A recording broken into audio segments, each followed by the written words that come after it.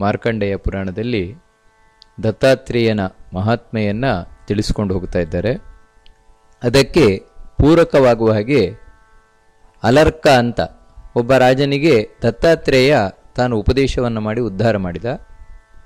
ಆ ಅಲರ್ಕ ತಾನು ಯಾವ ರೀತಿ ಹುಟ್ಟಿದ, ಅವನ ತಾಯಿ ಮದಾಲಸ, ಅವನು ದತ್ತಾತ್ರೇಯನ ಬಳಿ ಮಗನನ್ನು ಕಳಿಸ್ಲಿಕ್ಕೆ ಯಾವ ರೀತಿ ಕಾರಣಲಾದ್ಲು, ಇದನ್ನೆಲ್ಲ ತಿಳಿಸ್ಕೊಂಡು ಬರ್ತಾ ಇದ್ದಾರೆ. ಅದಕ್ಕೆ ಪೂರ್ವ ಪೀಠಿಕೆಯಾಗಿ ಆ ಮದಾಲಸಳ ಕಥೆಯನ್ನು ತಿಳಿಸ್ಕೊಂಡು ಬಂದರು. ಆ ಮದಾಲಸ ಒಮ್ಮೆ ಸತ್ತು ಹೋಗಿದ್ಲು, ಮತ್ತೆ ತಾನು ಯಾವ ರೀತಿ ಹುಟ್ಟಿ ಬಂದ್ಲು, ಮತ್ತೆ ತಾನು ಹೇಗೆ ಆ ಋತಧ್ವಜನನ್ನು ಪಡೆದ್ಲು, ಅದನ್ನೆಲ್ಲ ತಿಳಿಸ್ಕೊಂಡು ಬಂದರು. ಈ ಮದಾಲಸ ಹಾಗೂ ಋತಧ್ವಜ ಇಬ್ಬರು ದಂಪತಿಗಳು ತಾವು ಆನಂದವಾಗಿ ಕಾಲ ಕಳೀತಾ ಇದ್ದಾರೆ. ಈ ಋತಧ್ವಜನ ತಂದೆ ಶತ್ರುಜಿತ್, ಅವನು ಕಾಲಕ್ರಮದಿಂದ ತಾನು ದೇಹವನ್ನು ತ್ಯಾಗ ಮಾಡಿದ. ಆಮೇಲೆ ಅಲರ್ಕನೇ ಈ ಋತಧ್ವಜನೇ ತಾನು ರಾಜನಾದ ಮೇಲೆ ಅವನಿಗೆ ಮೊದಲು ಒಂದು ಮಗು ಆಯಿತು, ಗಂಡು ಮಗು ಆಯಿತು. ಆ ಗಂಡು ಮಗುವಿಗೆ ಇವನು ನಾಮಕರಣವನ್ನು ಮಾಡಿದ, ವಿಕ್ರಾಂತ ಅಂತ ನಾಮಕರಣ ಮಾಡಿದ. ಆಶ್ಚರ್ಯ ಏನಂತ ಹೇಳಿದ್ರೆ, ಮಗುವಿಗೆ ವಿಕ್ರಾಂತ ಅಂತ ನಾಮಕರಣವನ್ನು ಮಾಡಿದ ನೋಡಿ ಜನರೆಲ್ಲರಿಗೂ ಬಹಳ ಖುಷಿ ಆಯ್ತಂತೆ. ಯಾಕಂತ ಹೇಳಿದ್ರೆ ಮಹಾಪರಾಕ್ರಮಶಾಲಿ ಅಂತ ಅರ್ಥ. ಬಹಳ ವಿಕ್ರಾಂತ ಅಂದರೆ ಬಹಳ ಪರಾಕ್ರಮಶಾಲಿ. ಹೌದು, ರಾಜ ಈ ರೀತಿ ತನ್ನ ಮಗನಿಗೆ ಹೆಸರಿಟ್ಟದ್ದು ಯೋಗ್ಯ ಆಯಿತು. ಅವನು ಒಳ್ಳೆ ವಿಕ್ರಾಂತನಾಗ್ತಾನೆ, ಒಳ್ಳೆ ಎಲ್ಲರನ್ನು ಗೆಲ್ಲುವವನಾಗ್ತಾನೆ, ಪರಾಕ್ರಮಿಯಾಗ್ತಾನೆ. ಈ ರೀತಿ ಎಲ್ಲ ಜನ ತಾವು ಕೊಂಡಾಡಿದ್ರು, ಹೊಗಳಿದ್ರು. ಆದರೆ ಈ ನಾವಾಗ ನಾಮಕರಣ ಮಾಡಿದ ಮದಾಲಸ ನಕ್ಕಳಂತೆ, ಏನೂ ಹೇಳಿಲ್ಲ. ಅವಳು ಸುಮ್ಮನೆ ನಗಾಟ್ಲಷ್ಟೇ. ಇದನ್ನು ಗಮನಿಸಿದ ಋತಧ್ವಜ ಗಂಡ ಏನು ಕೇಳಲಿಕ್ಕೆ ಹೋಗಲಿಲ್ಲ, ಯಾಕೆ ನಕ್ಕಿದಾಳೋ ಏನು ಅಂತ. ಆದರೆ ಇವಳು ನಕ್ಕ ಕಾರಣ ಬೇರೆ ಇತ್ತು. ಮುಂದೆ ಇವಳು ಆ ಮಗುವನ್ನು ತೊಟ್ಟಿಲೆಲ್ಲ ಹಾಕಿ ತೂಗುತ್ತಾ ಇರ್ತಾಳಂತೆ. ತೂಗಬೇಕಾದ್ರೆ ಸಾಮಾನ್ಯವಾಗಿ ಜೋಜೋ ಪದ್ಯವ, ಲಾಲಿ ಪದ್ಯವ ಏನಾದರೂ ಹೇಳೋದುಂಟು. ಇವಳು ಆ ಮಗುವನ್ನು ತೊಟ್ಟಿಲೆಲ್ಲ ಹಾಕಿ ತೂಗಬೇಕಾದ್ರೆ ಇವಳು ಜೋಜೋ ಪದ್ಯವನ್ನು ಹೇಳ್ತಾಳಂತೆ. ಆದರೆ ಆ ಜೋಜೋ ಪದ್ಯದಲ್ಲಿ ಏನಿರ್ತದೆ ಅರ್ಥ, ಅದನ್ನು ಬಹಳ ಸುಂದರವಾಗಿ ತಿಳಿಸ್ಕೊಂಡು ಹೋಗ್ತಾರೆ. ಸಣ್ಣಲ್ಲಿಂದಲೂ ಕೂಡ ಇವಳು ಆ ಮಗುವಿಗೆ ಏನು ಕಲಿಸ್ಕೊಡ್ತಾ ಇದ್ದಾಳೆ ಅಂತ ಹೇಳಿದ್ರೆ, ಆ ವಿಕ್ರಾಂತ ಅವನಿಗೇನು ಕಲಿಸ್ಕೊಡ್ತಾ ಇದ್ದಾಳಂದ್ರೆ, ಶುದ್ಧೋಸಿರೇತಾತನತೇಸ್ತಿ ನಾಮ ಕೃತಂಚತೆ ಕಲ್ಪನಯಾಧುನೈವ ಪಂಚಾತ್ಮಕಂ ದೇಹಮಿದಂ ನತೇಸ್ತಿ ನೈವಾಸ್ಯ ತ್ವಂ ರೋದಿಷಿ ಕಸ್ಯ ಹೇತೋ ನವಾ ಭವಾನ್ ರೋದಿತಿ ವೈ ಸ್ವಜನ್ಮ ಶುದ್ಧೋಯಮಾಸಾದ್ಯ ಮಹೀ ಸಮೋಹಂ. ಮೊದಲು ಅವಳು ಮಗುವಿಗೆ ಜೋಜೋ ಆಡ್ತಾ ಹೇಳುವುದೇನೆಂದ್ರೆ, ಮಗು ನೀನು ಶುದ್ಧವಾಗಿದ್ಯಾ, ನಿನಗೆ ಯಾವುದೇ ಹೆಸರಿಲ್ಲ, ನಿನಗೆ ಯಾವ ಹೆಸರು ಇಲ್ಲ, ನೀನು ಶುದ್ಧವಾಗಿದ್ಯಾ. ಮತ್ತೆ ನಿನಗೇನು ಹೆಸರಿಡ್ತಾರೆ ಈ ವಿಕ್ರಾಂತ, ಅದು ಇದೆಲ್ಲ ಬರೀ ಕಲ್ಪನೆಯ ಹೆಸರುಗಳು, ನಿಜವಾದ ನಿನ್ನ ಹೆಸರಲ್ಲ ಇದು. ಬಹಳ ಆಧ್ಯಾತ್ಮಿಕವಾದ ಅರ್ಥದಿಂದ ಕೂಡಿರುವಂತಹದ್ದಿದು. ಸಣ್ಣಲ್ಲಿಂದಲೇ ಮಗುವಿಗೆ ಆ ಅಧ್ಯಾತ್ಮ ವಿದ್ಯೆಯನ್ನು ಬೋಧಿಸ್ತಾ ಇದ್ದಾಳೆ ಇವಳು. ಏನು ಅಂದ್ರೆ ಇದು ಬರೀ ಮಾತಲ್ಲ, ಇದನ್ನೇ ಕೃಷ್ಣ ಭಗವದ್ಗೀತೆಯಲ್ಲಿ 2ನೇ ಅಧ್ಯಾಯದಲ್ಲಿ ತಾನು ಹೇಳಿದ್ದು. ಏನಂತ ಹೇಳಿದ್ರೆ, ಜೀವ ನಿತ್ಯನಾಗಿದ್ದಾನೆ. ಯಾರು ಪ್ರತಿಯೊಂದು ದೇಹದೊಳಗೆ ನಾನು ನಾನು ನಾನು ಅಂತ ಹೇಳ್ತಾ ಇದ್ದೇವೆ, ಈ ನಾನು ಅಂತ ಹೇಳುವವನು ಜೀವ. ಈ ಜೀವನಿಗೆ ಯಾವುದೇ ಹೆಸರಿಲ್ಲ. ಕಾರಣ ಏನಂತ ಹೇಳಿದ್ರೆ, ಪ್ರತಿಯೊಂದು ಇಲ್ಲಿವರೆಗೆ ಕೋಟಿ ಕೋಟಿ ಜನ್ಮದಲ್ಲಿ ಹುಟ್ಟಿ ಬಂದಿದ್ದಾನೆ. ಒಂದೊಂದು ಜನ್ಮದಲ್ಲಿ ಹುಟ್ಟಿ ಬಂದಾಗಲೂ ಒಂದೊಂದು ಹೆಸರನ್ನು ಇಡ್ತಾರೆ. ಆ ಹೆಸರು ಎಲ್ಲಿವರೆಗೆ ಅಂದ್ರೆ ಆ ದೇಹ ಬಿಡುವವರೆಗೆ ಮಾತ್ರ. ಆ ದೇಹ ಬಿಟ್ಟು ಸತ್ತೋದ ಅಂತ ಹೇಳಿದ್ಮೇಲೆ ಆಮೇಲೆ ಅವನ ಹೆಸರಲ್ಲ ಅದು. ಇನ್ನೊಂದು ಕಡೆ ಉಟ್ಕೊಂಡು ಬಂದ ಅಂದ್ರೆ ಮತ್ತೆ ಬೇರೆ ಹೆಸರು, ಈ ಹೆಸರಿಲ್ಲ ಅವನಿಗೆ. ಅದೆಲ್ಲಿವರೆಗೆ ಅಂದ್ರೆ ಅಲ್ಲಿ ಸಾಯುವ ತನಕ ಮಾತ್ರ. ಈ ರೀತಿ ಜೀವನಿಗೆ ನಿಜವಾದ ಹೆಸರೇನು? ನಿಜವಾದ ಹೆಸರೇ ಇಲ್ಲ. ಯಾವುದೂ ಜೀವನಿಗೆ ನಿಜವಾದ ಹೆಸರಲ್ಲ. ಮತ್ತೇನಂತ ಹೇಳಿದ್ರೆ, ಆಯಾ ಜನ್ಮದಲ್ಲಿ ಬಂದಾಗ ಆಯಾ ತಂದೆ ತಾಯಂದಿರೇನಿದ್ದಾರೆ ಅವ್ರೇನೋ ಆ ಮಗುವನ್ನು ಗುರುತಿಸ್ಲಿಕ್ಕೋಸ್ಕರ ತಾವು ಇಟ್ಟ ಹೆಸರು, ಅಥವಾ ತಮ್ಮ ಕಲ್ಪನೆಗಳೇನಿದೆ ಆ ಕಲ್ಪನೆಗಳನ್ನ ಇಟ್ಟುಕೊಂಡ ಹೆಸರೇ ಹೊರತು ಅದು ನಿಜವಾಗಿ ಅವನ ಹೆಸರಲ್ಲ. ಅಂದ್ರೆ ಈ ಮಾತೇನಿದೆ, ಈ ಮಾತು ಮದಾಲಸಲ ಮಾತು ನಮ್ಮೆಲ್ಲರನ್ನು ಎಚ್ಚರಿಸ್ತದೆ. ಏನಂತ ಹೇಳಿದ್ರೆ, ನಾವು ಇವತ್ತೇನು ನಮ್ಮ ಒಂದು ಐಡೆಂಟಿಫಿಕೇಶನ್, ಗುರುತು ಅಂತ ಯಾವ ಹೆಸರನ್ನು ನಾವು ಇಟ್ಟುಕೊಂಡು ಮೆರಿತಾ ಇದ್ದೇವೆ, ಇದು ನಿಜವಾಗಿಯೂ ನಮಗೆ ಸಂಬಂಧಪಟ್ಟದ್ದಲ್ಲ, ಜೀವನಿಗೆ ಸಂಬಂಧಪಟ್ಟದ್ದಲ್ಲ. ಮತ್ತೆ ಜೀವ ಶುದ್ಧೋಸಿ, ಶುದ್ಧನಾಗಿದೆಯಾ ನೀನು ಅಂತ ಹೇಳ್ತಾರೆ. ಯಾರು ಅಂದ್ರೆ ಒಬ್ಬ ಸಾತ್ವಿಕವಾದ ಜೀವ ಏನಿದ್ದಾನೆ, ಸಾತ್ವಿಕವಾದ ಜೀವ ಶುದ್ಧ. ಅವನು ಶುದ್ಧ ಅಂತ ಹೇಳಿದ್ರೆ ಯಾವುದೇ ವಿಧವಾದ ಒಂದು ಅಂಟು ಕೂಡ ಅವನಿಗಿಲ್ಲ. ಅಂಟು ಅಂತ ಹೇಳಿದ್ರೆ ಅಟ್ಯಾಚ್ಮೆಂಟ್, ಯಾವ ಅಟ್ಯಾಚ್ಮೆಂಟು ಇಲ್ಲ ಅವನಿಗೆ. ಅಲ್ಲ, ಯಾವ ಅಟ್ಯಾಚ್ಮೆಂಟು? ಕಡೆಗೊಂದು ಈ ಹೆಸರಿನದ್ದು ಅಟ್ಯಾಚ್ಮೆಂಟ್ ಬಂದ್ಬಿಡ್ತದೆ. ನನ್ನ ಹೆಸರು ನೀನು ಯಾಕೆ ಇಟ್ಕೊಂಡ್ಯಾ? ನನ್ನ ಹೆಸರು ಇಲ್ಲಿ ಯಾಕೆ ಬರೆದಿಯಾ? ನನ್ನ ಹೆಸರು ಅಲ್ಲಿ ಯಾಕೆ? ನೋಡಿ, ಈ ರೀತಿ ನನ್ನ ಹೆಸರು ಇದು ಅಟ್ಯಾಚ್ಮೆಂಟ್. ಯಾಕಂದ್ರೆ ಆ ಹೆಸರು ತಂದು ಅಂತ ತಾನು ತಿಳ್ಕೊಂಡಿದ್ದಾನೆ. ವಾಸ್ತವಿಕವಾಗಿ ಇವನು ಹುಟ್ಟುವುದಕ್ಕಿಂತ ಮುಂಚೆ ಆ ಹೆಸರಿತ್ತು, ನಾಳೆ ಸತ್ತ ಮೇಲೂ ಆ ಹೆಸರು ಇರ್ತದೆ. ಇದೇ ಹೆಸರನ್ನು ಇನ್ನು ಸಾವಿರಾರು ಜನ ಇಟ್ಕೊಳ್ತಾರೆ. ಆದರೆ ಇವನು ಏನು ಭ್ರಮಿಸ್ತಾನೆ ಅಂದ್ರೆ ಇದು ನಂದೇ ಹೆಸರು, ಅಂದ್ರೆ ನನ್ನ ಐಡೆಂಟಿಫಿಕೇಶನ್ ಇದು. ಈ ರೀತಿ ಭ್ರಮಿಸಿ ಬಿಡ್ತಾನೆ ಇವನು. ಆ ರೀತಿ ಭ್ರಮಿಸಿ ಅದಕ್ಕೆ ಅಂಟ್ಕೊಂಡ್ಬಿಡ್ತಾನೆ. ಇದಕ್ಕೆ ಉಪನಿಷತ್ತಿನಲ್ಲಿ ಏನು ಹೇಳ್ತಾರೆ ಅಂದ್ರೆ ನಾಮದ ಬೇಲಿ ಅಂತ ಹೇಳ್ತಾರೆ. ಮನುಷ್ಯನಿಗೆ ಅನೇಕ ಬೇಲಿಗಳು ಅಡ್ಡಿ ಆಗಿಬಿಟ್ಟಿದೆ. ದೇವರ ಬಳಿ ಹೋಗ್ಲಿಕ್ಕೆ ಇವನಿಗೆ ಅನೇಕ ಬೇಲಿಗಳು ಅಡ್ಡಿಯಾಗಿದೆ. ಅದರಲ್ಲಿ ಒಂದು ಬೇಲಿ ಯಾವುದು ಅಂತ ಹೇಳಿದ್ರೆ ಇದೆ ನಾಮದ ಬೇಲಿ. ಅದಕ್ಕಾಗಿ ಶುದ್ಧನಾಗಿರೋನು ಕೂಡ ಅಶುದ್ಧನಾಗಿ ಬಿಡ್ತಾನೆ ಈ ಹೆಸರಿಗೆ ಅಂಟುಕೊಂಡು. ಅದಕ್ಕಾಗಿ ಸಣ್ಣಲ್ಲಿಂದಲೇ ಆ ಮಗುವಿಗೆ ಮದಾಲಸ ಹೇಳ್ತಾಳೆ, ನೋಡು ಮಗು, ನಿನಗೆ ಈ ಯಾವ ಅಂಟು ಇಲ್ಲ, ನೀನು ಶುದ್ಧವಾಗಿದ್ಯಾ, ನಿನಗೆ ಯಾವ ಹೆಸರು ಇಲ್ಲ, ನೀನು ಶುದ್ಧವಾಗಿದ್ದೀಯ ನೀನು. ಮತ್ತೆ ಇದೇನು ಅಂದ್ರೆ ಇವೆಲ್ಲ ಬರೀ ಕಲ್ಪನೆಯಿಂದಾಗಿ ಹೆಸರುಗಳೆಲ್ಲ ಹುಟ್ಕೊಂಡಿದೆ ಅಷ್ಟೇ. ಆ ಹೆಸರು ಈ ಹೆಸರು ಏನೋ ಅಪ್ಪ ಅಮ್ಮ ಹೆಸರಿಡ್ತಾರಷ್ಟೇ ಗುರುತಿಸ್ಲಿಕ್ಕೋಸ್ಕರ. ಪಂಚಾತ್ಮಕಂ ದೇಹಮಿದಂ ನ ತೇಸ್ತಿ. ಮತ್ತೆ ಹೆಸರು ಅನ್ನುವುದು ಈ ದೇಹಕ್ಕೆ ಸಂಬಂಧಪಟ್ಟಾಗಿರುವುದು ಅಂತ ಹೇಳ್ತಾ ಇದ್ದಾರೆ. ಹೆಸರಿಗೂ ದೇಹಕ್ಕೂ ಸಂಬಂಧ. ಯಾಕಂದ್ರೆ ನಾಳೆ ಈ ದೇಹ ಬಿಟ್ಟು ಹೋದ ಮೇಲೆ ಆ ಹೆಸರಿರೋಲ್ಲ. ಅಂದ್ರೆ ಈ ದೇಹದಲ್ಲಿ ಎಲ್ಲಿವರೆಗೆ ನಿನ್ನ ಕಾಂಟ್ಯಾಕ್ಟ್ ಇರ್ತದೆ ಅಲ್ಲಿವರೆಗೆ ನಿನ್ನ ಆ ಹೆಸರು ಅಷ್ಟೇ. ನಿನ್ನ ಹೆಸರು ರೆಕಗ್ನೈಸ್ ಆಗತ್ತೆ, ಗುರುತಿಸಲ್ಪಡುತ್ತದೆ. ಈ ದೇಹವನ್ನು ಬಿಟ್ಟು ಹೋದೆ ಅಂತ ಹೇಳಿದ್ರೆ ಮತ್ತೆ ಆ ದೇಹಕ್ಕೂ ಆ ಹೆಸರನ್ನು ಹೇಳೋಲ್ಲ.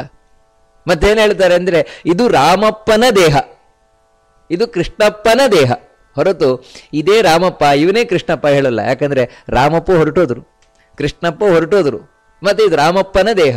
ಆದ್ರೆ ಬದುಕಿರುವಷ್ಟು ಕಾಲ ಅದೇ ದೇಹ ತೋರಿಸಿ ಹೇಳ್ತಾ ಇದ್ದದಲ್ವಾ, ಇದೇ ರಾಮಪ್ಪ ಇದೇ ಕೃಷ್ಣಪ್ಪ ಅಂತ ಹೇಳಿದ್ರೆ ದೇಹವನ್ನು ತೋರಿಸಿ ಇದೇ ರಾಮಪ್ಪ ಕೃಷ್ಣಪ್ಪ ಅಂತ ಹೇಳ್ತಾ ಇದ್ದು ಯಾವಾಗ ಅಂದ್ರೆ ಒಳಗೆ ಜೀವ ಇದ್ದಾಗ. ಜೀವ ಹೊರಟೋದ ಮೇಲೆ ಆ ದೇಹವನ್ನು ತೋರಿಸಿದ್ದು ರಾಮಪ್ಪನ ದೇಹ ಕೃಷ್ಣಪ್ಪನ ದೇಹ ಅಂತ ಹೇಳ್ತೇವೆ. ಹಾಗಿದ್ರೆ ರಾಮಪ್ಪ ಅವ್ರು ಹೊರಟೋದ್ರು ಅಂತ ಹೇಳಿದ್ರೆ ಅವ್ರ ಪರ್ಮನೆಂಟ್ ಹೆಸರು ಅಂತನ ಇಲ್ಲ. ಇನ್ನೊಂದ್ ಕಡೆ ಹುಟ್ಟಿದ ಅಂದ್ರೆ ರಾಮಪ್ಪನ ಅಲ್ಲ ಕೃಷ್ಣಪ್ಪನ ಅಲ್ಲ, ಮತ್ತೆ ಅಲ್ಲಿ ಭೀಮಪ್ಪ ಅಂದ್ರೆ ನೋಡಿ ಅಲ್ಲಿ ಹೆಸರೇ ಬೇರೆ ಅವನದ್ದು. ಈ ಹೆಸರುಗಳೆಲ್ಲ ಅದೇನು ಅಂದ್ರೆ ಹೀಗೆ ಈ ದೇಹದ ಸಂಬಂಧದಿಂದಾಗಿ ಹೆಸರು ಮುಂತಾದವುಗಳೆಲ್ಲ ಬರ್ತದೆ. ಹೋಗ್ಲಿ ಈ ದೇಹವಾದ್ರೂ ನಮ್ದು ಅಂತಾನೆ ಹೇಳೋಣ.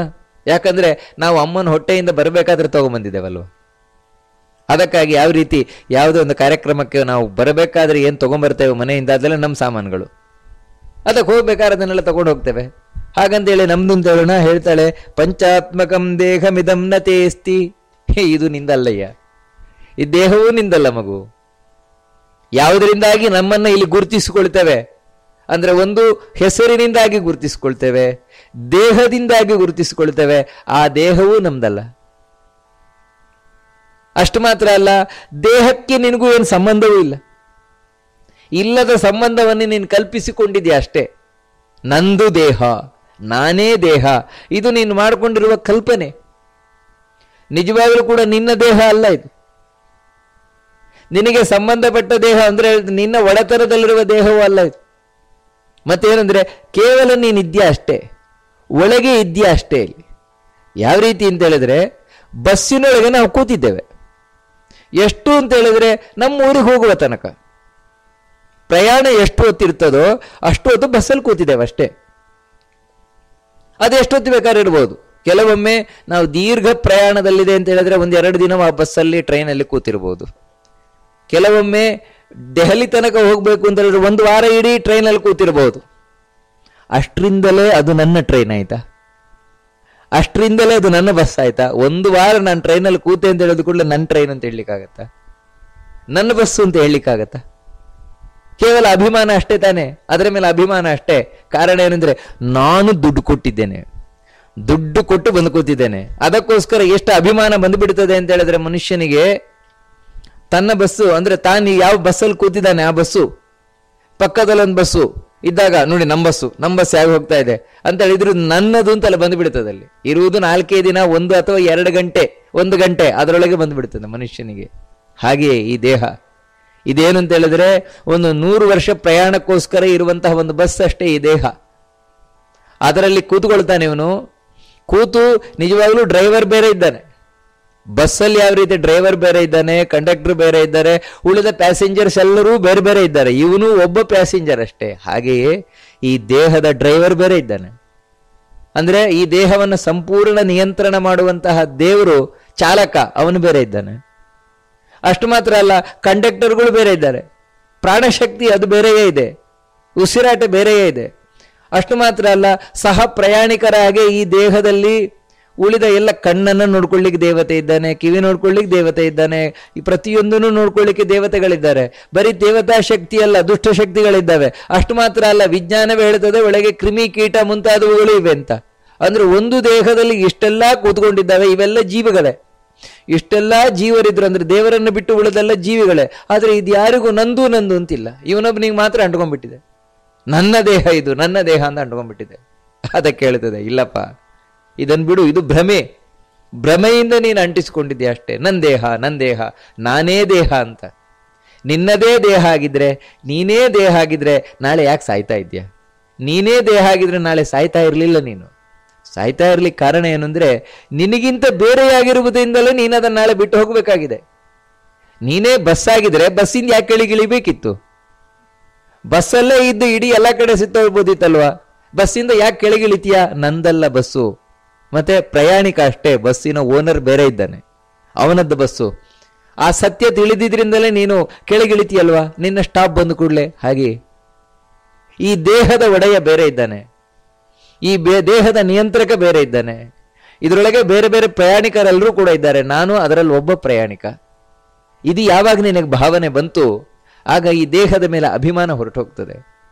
ಇಲ್ಲದೇ ಇದ್ರೆ ನಾನೇ ಈ ದೇಹ, ನಂದೇ ಈ ದೇಹ, ನನ್ನದೇ ದೇಹ ಅಂತ ಆಗಿದ್ದ ಪಕ್ಷದಲ್ಲಿ ಸಾಯ್ಬೇಕಾದ್ರೆ ಇದನ್ನು ತಗೊಂಡು ಹೋಗ್ಬೇಕಿತ್ತು. ಯಾರು ತಗೊಂಡು ಹೋಗ್ತಾರೆ? ಬರಬೇಕಾದ್ರೆ ನಾವು ತಗೊಂಡ್ಬಂದ್ರು ಕೂಡ ಹೋಗ್ಬೇಕಾದ್ರೆ ಎಲ್ಲ ದೇಹ ಬಿಟ್ಟೇ ಹೋಗುದು, ಯಾರು ತಗೊಂಡು ಹೋಗಲ್ಲ. ಅದಕ್ಕಾಗಿ ಬಹಳ ಸುಂದರವಾಗಿ ಹೇಳ್ತಾಳೆ ಮದಾಲಸ, ಹೆಸರು ನಿಂದಲ್ಲ, ದೇಹವೂ ನಿಂದಲ್ಲ. ಇದನ್ನು ನೀನು ಯಾವತ್ತೂ ಸ್ಪಷ್ಟ ತಿಳ್ಕೊಂಡ್ಬಿಡು ಮಗು. ನೈವಾಸ್ಯ ತ್ವಂ ರೋದಿಷಿ ಕಸ್ಯ ಹೇತೋ. ಇನ್ನು ಅಳತಿಯಲ್ವ ಮಗುವೆ, ಯಾಕೆ ಅಳತೀಯ? ಅಳ್ಳಿ ಕಾರಣ ಏನು? ಬಹಳ ಸುಂದರವಾಗಿ ಹೇಳ್ತಾಳೆ. ಯಾಕಂದ್ರೆ ನವಾ ಭವಾನ್ ರೋದಿತಿ ವೈ ಸ್ವಜನ್ಮ ಶುದ್ಧೋಯಮಾಸಾದ್ಯ ಮಹಿ ಸಮೂಹಂ. ಮಗು, ನೀನು ಅಳ್ಳಿಕ್ಕಿಲ್ಲ ಅಂತ ಹೇಳ್ತಾಳೆ. ಕಾರಣ ಏನು ಅಂತ ಹೇಳಿದ್ರೆ, ಅಳ್ಳಿಕ್ ಬೇಕಾದ ಕಾರಣಗಳೇ ಇಲ್ಲ. ನೀನು ಶುದ್ಧೋಯಮಾಸಾದ್ಯ ಮಹಿ ಸಮೂಹಂ, ನೀನು ಶುದ್ಧವಾಗಿದ್ಯಾ. ನೀನು ಶುದ್ಧವಾಗಿದ್ದಾಗ ಅಳ್ಳಿಕ್ಕೆ ಏನು ಕಾರಣ ಉಂಟು? ವಾಸ್ತವಿಕವಾಗಿ ಮನುಷ್ಯ ದುಃಖ ಪಡ್ಲಿಕ್ಕೆ ಕಾರಣ ಏನು ಹೇಳಿ? ದುಃಖ ಪಡ್ಲಿಕ್ಕೆ ಕಾರಣ ಅವನಿಗೆ ಯಾವುದು ಇಷ್ಟ ಅಲ್ವೋ, ಕಷ್ಟವಾಗುತ್ತದೋ ಅದು ಯಾವಾಗ ಅವನಿಗೆ ಬರ್ತದೆ. ಕಷ್ಟ ಯಾವ್ದು ಹೇಳಿ? ಕೊಳಕ್ಕೆ ಕಷ್ಟ.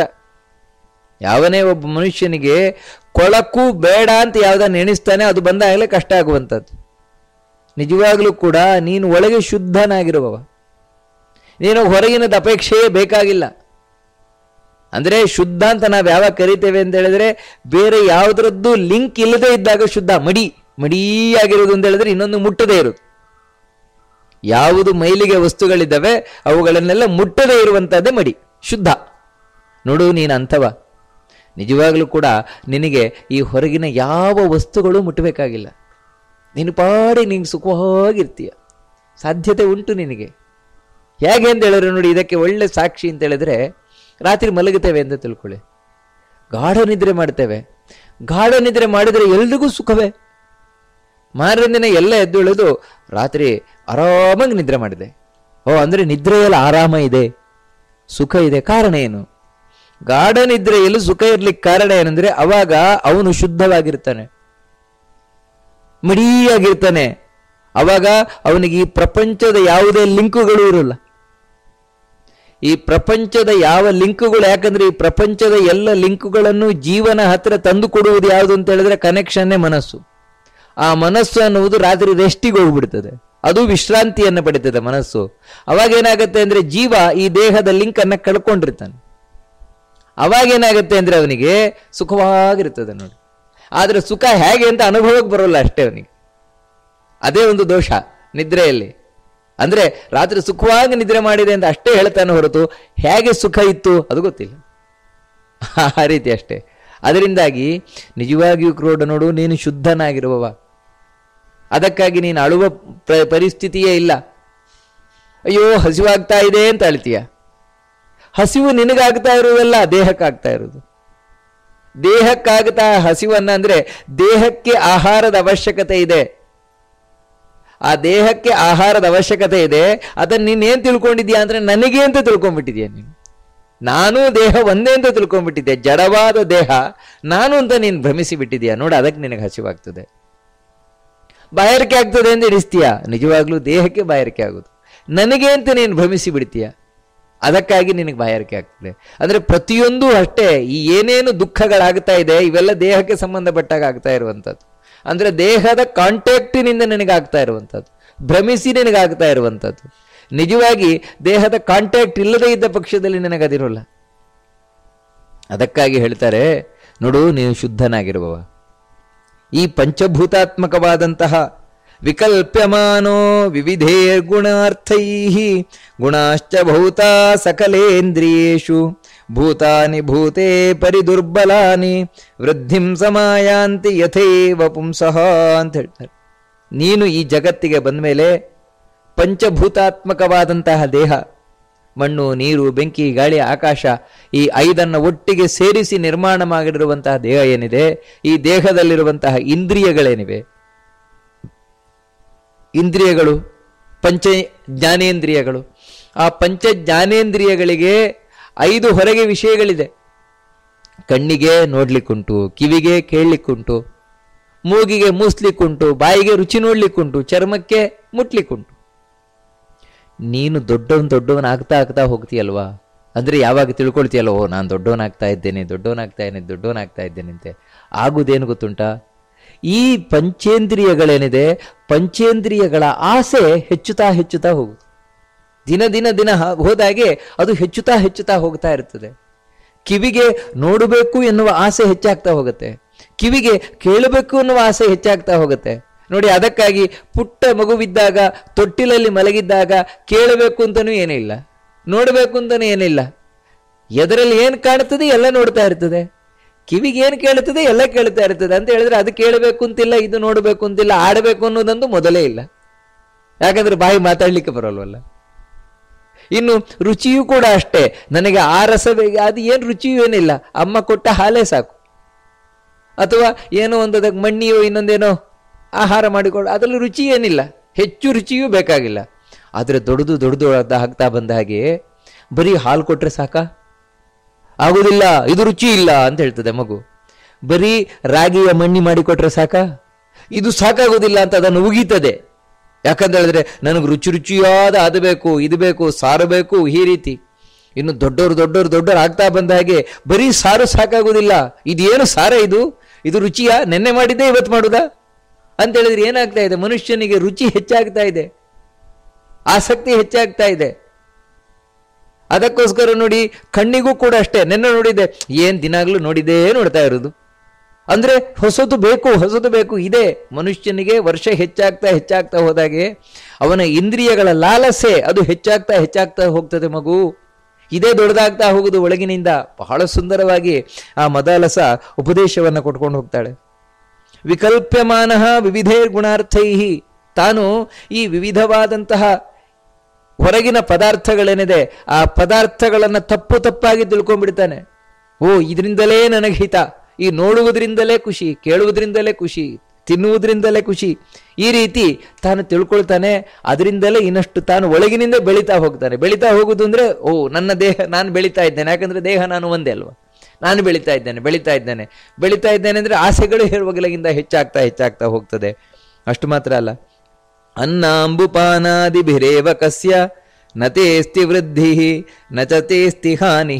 ಮಗು, ಒಂದು ತಿಳ್ಕೊ, ಈ ಅನ್ನ ತಿನ್ನೋದಿರ್ಬೋದು, ನೀರು ಕುಡಿಯೋದಿರ್ಬೋದು, ಹಾಲು ಕುಡಿಯೋದಿರ್ಬೋದು, ಯಾವುದೇ ಪದಾರ್ಥವನ್ನು ನೀನು ತಿನ್ನೋದಿರ್ಬೋದು, ತಿಂತ ಏನ್ ತಿಳ್ಕೊಳ್ತೀಯ ಅಂತ ಹೇಳಿದ್ರೆ ನಾನು ಬೆಳವಣಿಗೆಯನ್ನು ಹೊಂದುತ್ತಾ ಇದ್ದೇನೆ. ಯಾಕಂದ್ರೆ ಅದರಲ್ಲಿ ಪೌಷ್ಟಿಕಾಂಶ ಇದೆ, ಇದರಲ್ಲಿ ಹೀಗಿದೆ, ಅದರಲ್ಲಿ ಹೀಗಿದೆ. ನೋಡಿ, ನಾನು ದಿನಾಗ್ಲೂ ಅದನ್ನು ತಿನ್ನುವುದರಿಂದ ಇಷ್ಟು ಗಟ್ಟಿಮುಟ್ಟಾಗಿದ್ದೇನೆ, ನಾನು ಅದನ್ನು ತಿನ್ನುವುದರಿಂದ ಇಷ್ಟು ಗಟ್ಟಿಮುಟ್ಟಿ, ಈ ರೀತಿಯೆಲ್ಲ ನಾವು ತಿಳ್ಕೊಳ್ತೇವೆ. ಆಹಾರ ಪದಾರ್ಥಗಳಿಂದಾಗಿ ನಮ್ಮ ದೇಹ ಅಭಿವೃದ್ಧಿ ಆಗ್ತಾ ಇದೆ ಅಂತ ತಿಳ್ಕೊಳ್ತಾರೆ. ಅದಕ್ಕೆ ಹೇಳ್ತಾನೆ, ಬಹಳ ಸುಂದರವಾಗಿ ಮೊದಲ ಹೇಳ್ತಾಳೆ, ಅನ್ನಾಂಬು ಪಾನಾದಿಭಿರೇವ ಕಸ್ಯ ನತೇಸ್ತಿ ವೃದ್ಧಿ. ನೋಡು ಮಗು, ಅನ್ನದಿಂದ, ಆಹಾರದಿಂದ, ನೀರಿನಿಂದ ನಿನ್ನ ಬೆಳವಣಿಗೆ ಆಗೋಲ್ಲ ಅಂತ ಹೇಳ್ತಾಳೆ. ನಿನ್ನ ಬೆಳವಣಿಗೆ ಆಗೋಲ್ಲ ಮಗು, ಮತ್ತೆ ದೇಹದ ಬೆಳವಣಿಗೆ ಆಗ್ತದೆ. ದೇಹದ ಬೆಳವಣಿಗೆ ನಿನ್ನ ಬೆಳವಣಿಗೆ ಅಲ್ಲ.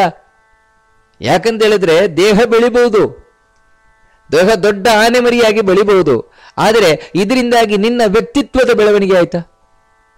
ಜೀವದ ಬೆಳವಣಿಗೆ ಆಯ್ತಾ? ಜೀವದ ಬೆಳವಣಿಗೆ ಆಗಬೇಕಾಗಿರುವುದು ಜ್ಞಾನದಿಂದ. ದೇಹದ ಬೆಳವಣಿಗೆಗೆ ಆಹಾರ ಸಾಕು, ಆದರೆ ಜೀವನ ಬೆಳವಣಿಗೆಗೆ ಆಹಾರ ಏನು ಪ್ರಯೋಜನ ಇಲ್ಲ ಅಂತ. ಯಾಕಂದ್ರೆ ಆನೆ ಮರಿ ಹಾಗೆ ಬೆಳೆದಿದ್ರು ಕೂಡ ಒಂದು ಪೈಸದ ಜ್ಞಾನ ಇಲ್ಲದ ದಡ್ಡ ಶಿಖಾಮಣಿ ಅಂತ ತಗೊಂಡು ಏನು ಮಾಡೋಣ? ಏನು ಪ್ರಯೋಜನ ಇಲ್ಲ. ಅದೇ ಇನ್ನೊಬ್ಬ ತುಂಬಾ ಸಣಕಲ ಕಡ್ಡಿ ಇರಬಹುದು, ಸಪುರ ಇರಬಹುದು, ಆದರೆ ದೊಡ್ಡ ಜ್ಞಾನಿ ಆಗಿದ್ದ ಅಂತ ಹೇಳಿದ್ರೆ ಒಳಗಿನಿಂದ ಎಷ್ಟು ಅಭಿವೃದ್ಧಿ ಹೊಂದಿದ್ದಾನ ಅವನು. ನಿಜವಾಗಿಯೂ ಕೂಡ ನೋಡು ಮಗು, ಬೆಳವಣಿಗೆ ಅಂತ, ಜೀವನ ಬೆಳವಣಿಗೆ, ನಿನ್ನ ಬೆಳವಣಿಗೆ ಜ್ಞಾನದಿಂದ, ಬರೀ ಆಹಾರದಿಂದಲ್ಲ. ಆದರೆ ಮನುಷ್ಯ ಏನು ತಿಳ್ಕೊಂಡ್ಬಿಡ್ತಾನೆ ಅಂತ ಹೇಳಿದ್ರೆ, ದೇಹ ಬೆಳೆದಷ್ಟು ನಾನು ಬೆಳೀತಾ ಇದ್ದೇನೆ ಅಂತ ತಿಳಿತಾನೆ. ದೇಹ ಬೆಳೆದಷ್ಟು ನೀನು ಬೆಳೆಯುವುದಿಲ್ಲ. ದೇಹ ಬೆಳೆದಷ್ಟು ಬರು ಮಣ್ಣು, ನೀರು, ಬೆಂಕಿ, ಗಾಳಿ, ಆಕಾಶದ ಪ್ರಮಾಣ ಮಾತ್ರ ಹೆಚ್ಚಾಗ್ತಾ ಇದೆ ಅಷ್ಟೇ ದೇಹದಲ್ಲಿ, ಇನ್ನೇನು ಹೆಚ್ಚಾಗ್ತಾ ಇಲ್ಲ ನಿನ್ನ ಬೆಳವಣಿಗೆ. ಯಾಕಂದ್ರೆ ನೀನು ಹಾಗೆ ಇರ್ತೀಯ. ಜೀವ, ಪ್ರತಿಯೊಂದು ದೇಹದ ಒಳಗೆ ಇರುವಂತಹ ನಾನು ನಾನು ಎನ್ನುತ್ತಾ ಇರುವಂತಹ ಜೀವ ಏನಿದ್ದಾನೆ, ಇವನು ದೇಹ 6 ಅಡಿ ಆದರೂ ಇವನು 1 ಮಿಲಿಮೀಟರ್ ಅಷ್ಟು ಹೆಚ್ಚಾಗೋಲ್ಲ. ಯಾಕಂದ್ರೆ ಒಳಗಿರುವ ಜೀವ ಏನಿದ್ದಾನೆ ಅವನು ಯಾವತ್ತೂ ಬೆಳೆಯೋಲ್ಲ, ಒಂದೇ ರೀತಿ ಇರುವವ. ಅವನ ಬೆಳವಣಿಗೆ ಅಂತ ಹೇಳಿದ್ರೆ ಕೇವಲ ಬೌದ್ಧಿಕವಾದ ಬೆಳವಣಿಗೆ ಮಾತ್ರ. ಎಷ್ಟು ಜ್ಞಾನವನ್ನ ಪಡಿತಾನೆ ಅಷ್ಟು ಅವನಿಗೆ ಹೆಚ್ಚಾಗ್ತಾ ಹೆಚ್ಚಾಗ್ತಾ ಹೆಚ್ಚಾಗ್ತಾ ಹೋಗ್ತಾನಷ್ಟೇ, ಇನ್ನೇನು ಆಗ್ಲಿಕ್ಕೆ ಹೋಗುದಿಲ್ಲ. ಅವನು ದೊಡ್ಡದು ಹೋಗ್ತಾ ಹೋಗುದಿಲ್ಲ ಅವನು. ಇದನ್ನು ಬಹಳ ಸ್ಪಷ್ಟವಾಗಿ ತಿಳಿಸ್ಕೊಂಡು ಹೋಗ್ತಾಳೆ. ತ್ವಂ ಕಂಚುಕೆ ಶೀರ್ಯಮಾಣೆ ನಿಜೇಸ್ಮಿನ್ ತಸ್ಮಿನ್ ಸ್ವದೇಹೇ ಮೂಢತಾ ಮಾ ವ್ರಜೇಥಾಹ. ನೋಡು ಮಗು, ಈ ದೇಹ ಅನ್ನುವಂಥದ್ದೇನಿದೆ ಇದು ನಿನಗೆ ಕೇವಲ ಒಂದು ಕವರ್ ಅಷ್ಟೇ ಅಂತ ಹೇಳ್ತಾರೆ. ಇದು ಬರೀ ಒಂದು ಕವರ್. ಇದು ಈ ಕವರ್ ಏನಿದೆ ದಿನ ದಿನ ದಿನ ಹೋದಾಗ, ಯಾಕಂತ ಹೇಳಿದ್ರೆ ನಾವು ಅಂಗಡಿಯಿಂದಲೂ ಕೂಡ ಒಂದು ಸ್ವೆಟರ್ ಏನನ್ನು ತಗೊಂಡ್ಬರ್ತೇವೆ, ಅಥವಾ ಜಾಕೆಟ್ ಏನು ತಗೊಂಡ್ಬರ್ತೇವೆ, ಎಷ್ಟು ದಿನ ಬಾಳಿಕೆ ಬರ್ತದೆ ಹೇಳಿ? ಅದು 1 ವರ್ಷ, 2 ವರ್ಷ, ಹಬ್ಬ ಅಂದ್ರೆ 3 ವರ್ಷ, 4 ವರ್ಷ, ಮತ್ತೆ ನಿಧಾನವಾಗಿ ಅದು ಜೀರ್ಣ ಆಗ್ತಾ ಬರ್ತದೆ. ಅಲ್ಲಿ ಹರಿದು ಹೋಗ್ತದೆ, ಇಲ್ಲಿ ಹರಿದು ಹೋಗ್ತದೆ, ಈ ರೀತಿ ಒಂದು ದಿನ ಹೊರಟು ಹೋಗ್ತದಲ್ವಾ ಅದು. ಹಾಗೆಯೇ ಮಗು, ಈ ದೇಹ ಅನ್ನುವಂಥದ್ದು ಇದು ಒಂದು ಕವರು. ಇದಕ್ಕೊಂದು ಲೈಫ್ ಇದೆ, ಇಷ್ಟೇ ಅಂತಾನೆ ಇದಕ್ಕೆ ಲೈಫ್ ಟೈಮ್ ಇದೆ. ಅದಾದ ಕೂಡಲೇ ಅದು ಹೊರಟು ಹೋಗುತ್ತೆ. ನೀನು ಹೋಗಲ್ಲ. ನಿನ್ನ ಜಾಕೆಟ್ ಮಾತ್ರ ಹೋಯ್ತಷ್ಟೇ, ನಿನ್ನ ಸ್ವೆಟರ್ ಮಾತ್ರ ಹೋಯ್ತಷ್ಟೇ. ಯಾವುದು ಅಂತ ಹೇಳಿದ್ರೆ ಈ ದೇಹ. ನೀನು ಹೋಗಲ್ಲ, ನೀನು ಹಾಗೇ ಇರ್ತೀಯ. ಈ ಜಾಕೆಟ್ ಮಾತ್ರ ಮುದಿಯಾಗತ್ತಷ್ಟೇ, ನೀನು ಮುದಿಯಾಗಲ್ಲ. ಅದಕ್ಕೆ ಮಾತ್ರ ಲೈಫ್ ಟೈಮ್ ಮುಗಿತಾ ಬರ್ತದೆ, ಆದ್ರೆ ಧರಿಸಿದವನಿಗಲ್ಲ. ಹಾಗೇನೆ ಜೀವ ಏನಿದ್ದಾನೆ, ಜೀವ ಒಳಗಿದ್ದಾನೆ, ಅವನಿಗೆ 90 ವರ್ಷ ಆಗೋಲ್ಲ, 80 ವರ್ಷ ಆಗೋಲ್ಲ, 60 ವರ್ಷ ಆಗೋಲ್ಲ, ಅವನೊಂದೇ ರೀತಿ ಇರ್ತಾನೆ. ಆದ್ರೆ ಅವನಿಗೆ ಮೇಲಿರುವ ಈ ದೇಹ ಏನಿದೆ ಅದಕ್ಕೆ ಮಾತ್ರ ವರ್ಷ ಆಗ್ತಾವೆ. ಯಾಕಂದ್ರೆ ಅದಕ್ಕೊಂದು ಲೈಫ್ ಟೈಮ್ ಇದೆ. ಅದು ಜಡವಾದದ್ದಕ್ಕೆ ಲೈಫ್ ಟೈಮ್ ಇದೆ, ಅದು ಮಾತ್ರ ನಾಶ ಆಗ್ತಾ ಬರ್ತದೆ, ಒಂದು ದಿನ ಬಿಟ್ಟು ಹೋಗ್ತದೆ. ನೋಡು ಮಗು, ಇದನ್ನು ನೀನು ಸತ್ಯವಾದ ವಿಷಯವನ್ನು ನೆನಪಿಟ್ಕೋ. ಯಾಕಂದ್ರೆ ಇದು ಸತ್ಯ. ಅದಕ್ಕಿಂತ ವಿರುದ್ಧವಾಗಿ ನೀನೇನ್ ತಿಳ್ಕೊಳ್ತೀಯ ಅದೆಲ್ಲವೂ ಮಿಥ್ಯ. ಏನು ಅಂತ ಹೇಳಿದ್ರೆ, ಈ ದೇಹವೇ ನಾನು, ನನಗೆ ವಯಸ್ಸಾಯ್ತು, ನಾನು ಮುದಿಯಾದೆ, ಇದೆಲ್ಲ ನೀನೇನ್ ತಿಳ್ಕೊಳ್ತೀಯ? ನೀನು ಮುದಿಯಾಗಲಿಲ್ಲ. ಮತ್ತೆ ಈ ದೇಹದ ಮೇಲೆ ಅಭಿಮಾನ ಇಟ್ಕೊಂಡಿದ್ರಿಂದಾಗಿ ನನ್ನ ದೇಹ ನಾನೇ ದೇಹ ಅಂತ ತಿಳ್ಕೊಂಡಿದ್ರಾಗಿ ಈ ಅಟ್ಯಾಚ್ಮೆಂಟ್ ಇಂದ, ಓವರ್ ಅಟ್ಯಾಚ್ಮೆಂಟ್ನಿಂದಾಗಿ ಈ ದೇಹದ ಮೇಲೆ ನೀನೇನ್ ತಿಳ್ಕೊಳ್ತಾ ಇದೆಯಾ ಅಂದ್ರೆ ನನಗೆ ವಯಸ್ಸಾಗ್ತಾ ಇದೆ ಅಂತ ನೀನು ತಿಳ್ಕೊಂಡಿದ್ಯಾ ಅಷ್ಟೇ ಮಗು ಅಂತ ಬಹಳ ಸುಂದರವಾಗಿ ಹೇಳ್ತಾಳೆ. ಶುಭಾಶುಭೈ ಕರ್ಮಭಿದೇಹಮೇತನ್ ಮದಾದಿ ಮೂಢೇ ಕಂಚುಕಸ್ತೇಪಿ ನದ್ಧಃ ಕತಾತೇತಿ ಕಿಂಚಿತ್ ತನಯೇತಿ ಕಿಂಚಿತ್ ಅಂಬೇತಿ ಕಿಂಚಿತ್ ದಯಿತೇತಿ ಕಿಂಚಿತ್ ಮಮೇತಿ ಕಿಂಚಿನ್ ನಮಮೇತಿ ಕಿಂಚಿತ್ ಭೌತಂ ಸಂಗಂ ಬಹುಧಾ ಮಾಲಪೇಥಾ. ನೋಡು ಮಗು, ಈ ದೇಹ ಆದರೂ ನಿನಗೆ ಹೇಗೆ ಬಂದಿದೆ ಅಂತ ಗೊತ್ತುಂಟ? ಇದರ ಕಾಂಟ್ಯಾಕ್ಟ್ ಆದರೂ ನನಗೆ ಹೇಗಾಯ್ತು? ಈ ಕವಚ ನನಗೆ ಹೇಗೆ ಬಂತು? ಹೋಗ್ಲಿ, ಈ ಕವಚ ಬಂದ್ರ ಮೇಲಾದ್ರೂ ಈ ದೇಹಕ್ಕೂ ನನಗೂ ಅಟ್ಯಾಚ್ಮೆಂಟ್ ಹೇಗೆ ಬಂದ್ಬಿಡ್ತು? ನಾನೇ ದೇಹ, ನಂದೇ ದೇಹ, ಏನಾದ್ರೂ ಕಾರಣ ಬೇಕಲ್ವಾ? ಯಾಕಂತ ಹೇಳಿದ್ರೆ ಇವಾಗ ಇಷ್ಟೆಲ್ಲ ನಾವು ಉಪದೇಶಗಳನ್ನ ಕೇಳಿದ್ರು ಕೂಡ ನಾಳೆ ನಮಗೆ ಈ ನನ್ನ ದೇಹ ಅಲ್ಲ ಅಂತ ಹೇಳಿಕ್ ಬರೋಲ್ಲ, ಇದು ಬಿಡ್ಲಿಕ್ಕೆ ಬರೋಲ್ಲ. ನನ್ನ ದೇಹ ನಾನು ದೇಹ ಅಂತ ಭ್ರಮೆ ಹಾಗೆ ಇರ್ತದೆ. ಎಷ್ಟು ಉಪದೇಶ ಹೇಳಿದ್ರು ಎಷ್ಟು ಉಪದೇಶ ಕೇಳಿದ್ರು ಅದು ಹಾಗೆ ಉಳ್ಕೊಂಡಿರ್ತದಲ್ವ, ಬಿಡ್ಲಿಕ್ಕೆ ಆಗೋಲ್ಲಲ್ಲ. ಕಾರಣ ಏನು? ಸುಂದರವಾಗಿ ಮದಾಲಸ ಹೇಳ್ತಾಳೆ, ನೋಡು ಮಗು, ಅದಕ್ಕೆ ಕಾರಣ ಏನಂತ ಹೇಳಿದ್ರೆ ನಾವು ಮಾಡಿರುವಂತಹ ಕರ್ಮಗಳು ಅಂತ ಹೇಳಿ. ನಾವು ಮಾಡಿರುವ ಕರ್ಮಕ್ಕನುಗುಣವಾಗಿ ದೇಹ ಬರ್ತದೆ ನಮಗೆ. ಇದು ಸ್ಪಷ್ಟ, ಇದು ಪುರಾಣಗಳಲ್ಲಿ ಬೇರೆ ಪುರಾಣಗಳಲ್ಲೂ ಸ್ಪಷ್ಟವಾಗಿರುವಂತಹದ್ದು. ದೇಹ ನಮ್ಮ ಕರ್ಮದ ಸೂಚಕ. ಅದು ನೋಡಿ, ಯಾರು ಪುಣ್ಯಾತ್ಮ ಇದ್ದಾನೆ, ಪುಣ್ಯಾತ್ಮನಾದವನಿಗೆ ಒಳ್ಳೆಯ ದೇಹ ಬರ್ತದೆ, ಸುದೃಢವಾಗಿರುವಂತಹ ದೇಹ ಬರ್ತದೆ. ಅದು ಅವನ ಪುಣ್ಯದ ಫಲವಾಗಿ ದೊರಕಿರುವಂತಹದ್ದು. ಯಾರು ಪಾಪಾತ್ಮ ಇದ್ದಾನೆ, ಅವನ ಪಾಪಕ್ಕನುಗುಣವಾಗಿ ಅವನಿಗೆ ಕುಂಟನೋ, ಕುರುಡನೋ, ಕಿವುಡನೋ, ಮೂಕನೋ, ಅಥವಾ ಬುದ್ಧಿಹೀನವೋ, ಅಥವಾ ಅದು ವಿರೂಪವಾದ ದೇಹವೋ, ರೋಗಿಷ್ಠವಾದ ದೇಹವೋ, ಯಾವ ರೀತಿ ಬೇಕಾದರೂ ದೇಹ ಬರ್ಬೋದು. ಅದರಲ್ಲಿ ಇವನ ಪಾಪದ ಚಿಹ್ನೆ ಎದ್ದು ಕಾಣಿಸ್ತದೆ ಅವನ ದೇಹದಲ್ಲಿ. ಪುಣ್ಯಾತ್ಮನಾಗಿದ್ರೆ ಅವನ ಪುಣ್ಯದ ಚಿಹ್ನೆ ಎದ್ದು ಕಾಣಿಸ್ತದೆ. ಯಾಕಂತ ಹೇಳಿದ್ರೆ ಶುಭ ಲಕ್ಷಣಗಳ ಮೂಲಕ ಅವನ ದೇಹದಲ್ಲಿ ಒಳ್ಳೊಳ್ಳೆ ಶುಭ ಲಕ್ಷಣಗಳು ಕಾಣಿಸ್ತದೆ ಅಂತ ಹೇಳ್ತಾರೆ. ಅದೇನಂದ್ರೆ ಪುಣ್ಯದ ಸೂಚಕ ಅದು ಅಂತ. ಪಾಪಿಯ ದೇಹದಲ್ಲಿ ಕೆಟ್ಟ ಚಿಹ್ನೆಗಳು ಕಾಣಿಸ್ತವೆ, ಅದವನ ಸೂಚಕಗಳು ಅಂತ. ಹೀಗೆ ದೇಹ ಅನ್ನುವಂತಹದ್ದು ನಮ್ಮ ಪಾಪ ಪುಣ್ಯಗಳಿಂದಾಗಿ ದೊಡಕಿರುವಂತಹ ಒಂದು ಕವರ್, ಅದು ಅಷ್ಟೇ, ಇನ್ನೇನಲ್ಲ. ಅಷ್ಟು ಮಾತ್ರ ಅಲ್ಲ, ಈ ದೇಹದಿಂದಾಗಿಯೇ ಹೊರಗಿನಿಂದ ಜಗತ್ತಿಗೆ ನಾವು ಅಂಟ್ಕೊಂಡ್ಬಿಡ್ತೇವೆ. ಯಾರನ್ನ ಅಪ್ಪ ಅಂತ ತಿಳ್ಕೊಳ್ತೇವೆ, ಯಾರನ್ನ ಅಮ್ಮ ಅಂತ ತಿಳ್ಕೊಳ್ತೇವೆ, ಯಾರೋ ತಂಗಿ, ಯಾರೋ ಅಕ್ಕ, ಯಾರೋ ಅಣ್ಣ. ಎಲ್ಲ ಸಂಬಂಧಗಳೇನಿದೆ, ಎಲ್ಲ ಸಂಬಂಧಗಳಿಗೂ ಮೂಲ ಸಂಬಂಧ ಯಾವುದು ಅಂದ್ರೆ ಈ ದೇಹದ ಸಂಬಂಧ. ದೇಹದಿಂದಾಗಿ ಉಳಿದವರೆಲ್ಲರೂ ನಮ್ಮ ಸಂಬಂಧಿಗಳು. ಈ ದೇಹದ ಕಾಂಟ್ಯಾಕ್ಟ್ ಹೋಯ್ತು ಅಂತ ಹೇಳಿದ್ರೆ ನಾಳೆ ಯಾರೂ ಅಲ್ಲ, ಯಾರಿಗ್ಯಾರೂ ಇಲ್ಲ. ಈ ರೀತಿ ಆಗೋಗ್ಬಿಡುತ್ತದೆ ಮಗು ಅಂತ ಬಹಳ ಸುಂದರವಾಗಿ ತಿಳಿಸ್ಕೊಂಡು ಹೋಗ್ತಾರೆ. ದುಃಖಾನಿ ದುಃಖೋಪಗಮಾಯ ಭೋಗಾನ್ ಸುಖಾಯ ಜಾನಾತಿ ವಿಮೂಢ ಚೇತಾಹ. ಈ ಜಗತ್ತಿಗೆ ಬಂದ್ಮೇಲೆ ಈ ಪಾಪಿ ಜೀವ, ಮೂರ್ಖ ಜೀವ ತಾನೇ ಏನ್ ತಿಳ್ಕೊಳ್ತಾನೆ ಅಂತ ಹೇಳಿದ್ರೆ ದುಃಖಗಳನ್ನು ಅನುಭವಿಸ್ತಾನೆ. ಇಲ್ಲಿ ಬಂದು ಅವನು ಅನುಭವಿಸುವುದೆಲ್ಲ ದುಃಖವೇ. ಆದರೆ ಅವನು ಭ್ರಮಿಸುವುದೇನು ಗೊತ್ತುಂಟ, ತಿಳ್ಕೊಳ್ಳುವುದೇನು ಗೊತ್ತುಂಟ, ನಾನು ಸುಖ ಅನುಭವಿಸ್ತಾ ಇದ್ದೇನೆ, ಇದೇ ನನಗೆ ದುಃಖದ ಪರಿಹಾರ, ದುಃಖದ ಪರಿಹಾರ ಇದೆ, ನನಗೆ ಸುಖಕ್ಕೆ ಇದೆ ಸಾಧನ ಅಂತ ತಿಳ್ಕೊಳ್ತಾನೆ. ಯಾವುದನ್ನ? ದುಃಖವನ್ನ. ಅದಕ್ಕೋಸ್ಕರ 10 ಜನರ ಕಾಲು ಹಿಡಿತಾನೆ, 10 ಜನರ ಹತ್ರ ಚೀತು ಚೀತು ಅಂತ ಬೈಸ್ಕೊಳ್ತಾನೆ, ಹೊಡೆಸ್ಕೊಳ್ತಾನೆ, ಅವರ ಚಾಕ್ರಿ ಮಾಡ್ತಾನೆ. ಬೆಳಗಿಂದ ರಾತ್ರಿ ತನಕ ತಾನು ನಿದ್ರೆ ಬಿಟ್ಟು ಆಹಾರ ಬಿಟ್ಟು ದುಡಿತಾನೆ ದುಡಿತಾನೆ ದುಡಿತಾನೆ.